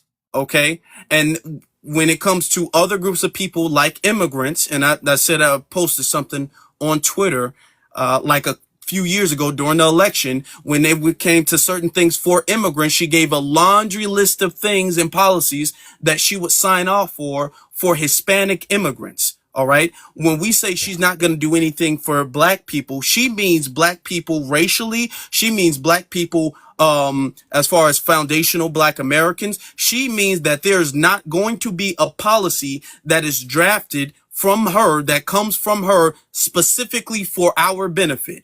If we get anything, we're going to get something that she's going to give to everybody. Okay. But there is nothing that she's going to draft or sign that says this is really for y'all. Unlike Asian Americans, who there is specific legislation and policies that they draft specifically for their benefit. Unlike Hispanic Americans, when there's specific legislation that they draft for them, or Jewish Americans, there's specific legislation that they draft for them. It's only when it comes to Black Americans do we have to share what is given to everybody. That's what we're talking about. Bro, I understand the blackness, but what y'all doing, y'all lying. It doesn't matter what she said. I gave you facts on the previous administration and what sort of positive impact they had on Black America. You can say that the $900 increase to a Pell Grant doesn't matter to you, but if you're not a black person attending a college, you wouldn't feel that. If you're not a black farmer, you wouldn't feel a black farmer subsidy. If you're not a black child living in poverty with no access to Wi-Fi, you're not going to feel that Affordable Connectivity Act. There are certain things you wouldn't feel. If you don't own a home, there was no increase in home equity for you because you don't own a goddamn home. If you weren't looking for a job, you're not going to benefit from a historically low black unemployment rate. If you didn't own a black business under the previous administration, guess what you wouldn't feel? An SBA loan. You wouldn't feel certain things if you hadn't positioned yourself to benefit from those things. So you can say what Kamala Harris said she not gonna do. I'm looking at the results from the previous administration. I'm looking at 2018 and the way y'all gave Donald Trump credit for the increase of funding to HBCUs, not mentioning that then Senator Kamala Harris and Senator Doug Jones from Alabama is the reason the HBCUs got a plus 15% increase in that funding under Trump's first administration. None of y'all call that shit out. So maybe she's being smart about how you go about doing things in America by playing it on a surface level and say, hey, I'm not going to do anything specifically for anybody. But when you look at what this one, y'all can say all of this shit. I want you to combat the facts that I gave you in terms of her previous administration. Combat those facts. What I told you she did for black folks, did she do it? Yes or no? Can I respond? What did she do for the black family? You keep bringing up Did she black do it? women. Yes or no? And the answer is no. So can I But we're gonna have. You a liar. Go Let's ahead, be bro. fair. No. Let's be fair. And you brought up the point. You just proved the point I made because I said if something happens that's beneficial to black people under the Trump administration, you're going to not give Trump that credit. But anything that happens that's beneficial to black people under the Biden-Harris administration, you're going to give that credit to Biden-Harris. Now, when you talk about the black farmers, hold on, you use that as an example. When you talked about the black farmers, it's not like Biden or Harris was specifically looking out for them. They had to sue, and it was a lawsuit for years that they had to sue, and they wound up winning the lawsuit, and the money was given to people or farmers of color. So it wasn't just black farmers either. So let's be very transparent and talk about everything in its full context. That's what I'm talking about, the bias that we have when it comes to Democrats, where we tip the scale in their favor. I don't have any problem with you talking about Donald Trump or the Republicans. But why did you just do that thing you just did, though? Why would you do that? My issue is that you tend to, you specifically, based off of this conversation, and then other people who advocate for Harris and them, they tip the scales in favor of the Democrat Party when we shouldn't be doing that. All right. I just called out the facts, though. Hold up. I said 2018. You said I lied on Trump. 2018. Donald Trump's increase I to didn't HBCU say you lied funding. on Trump. I did not say you did that. That's not the words that came out of my mouth. But I want to respond to what you said. 2018. Okay, you're not letting me finish saying what I had to say, though. That increased the HBCU funding in 2018. I said first off, it was 2018 and 2019. But what I said is who's responsible for that, though? Benefit, hold on. What I said is any benefit that comes under the Trump administration, there's going to be people who are going to try to discredit that victory being given to Trump. That's what I said. He tried to defund the HBCUs, bro. But anything at all that happens beneficial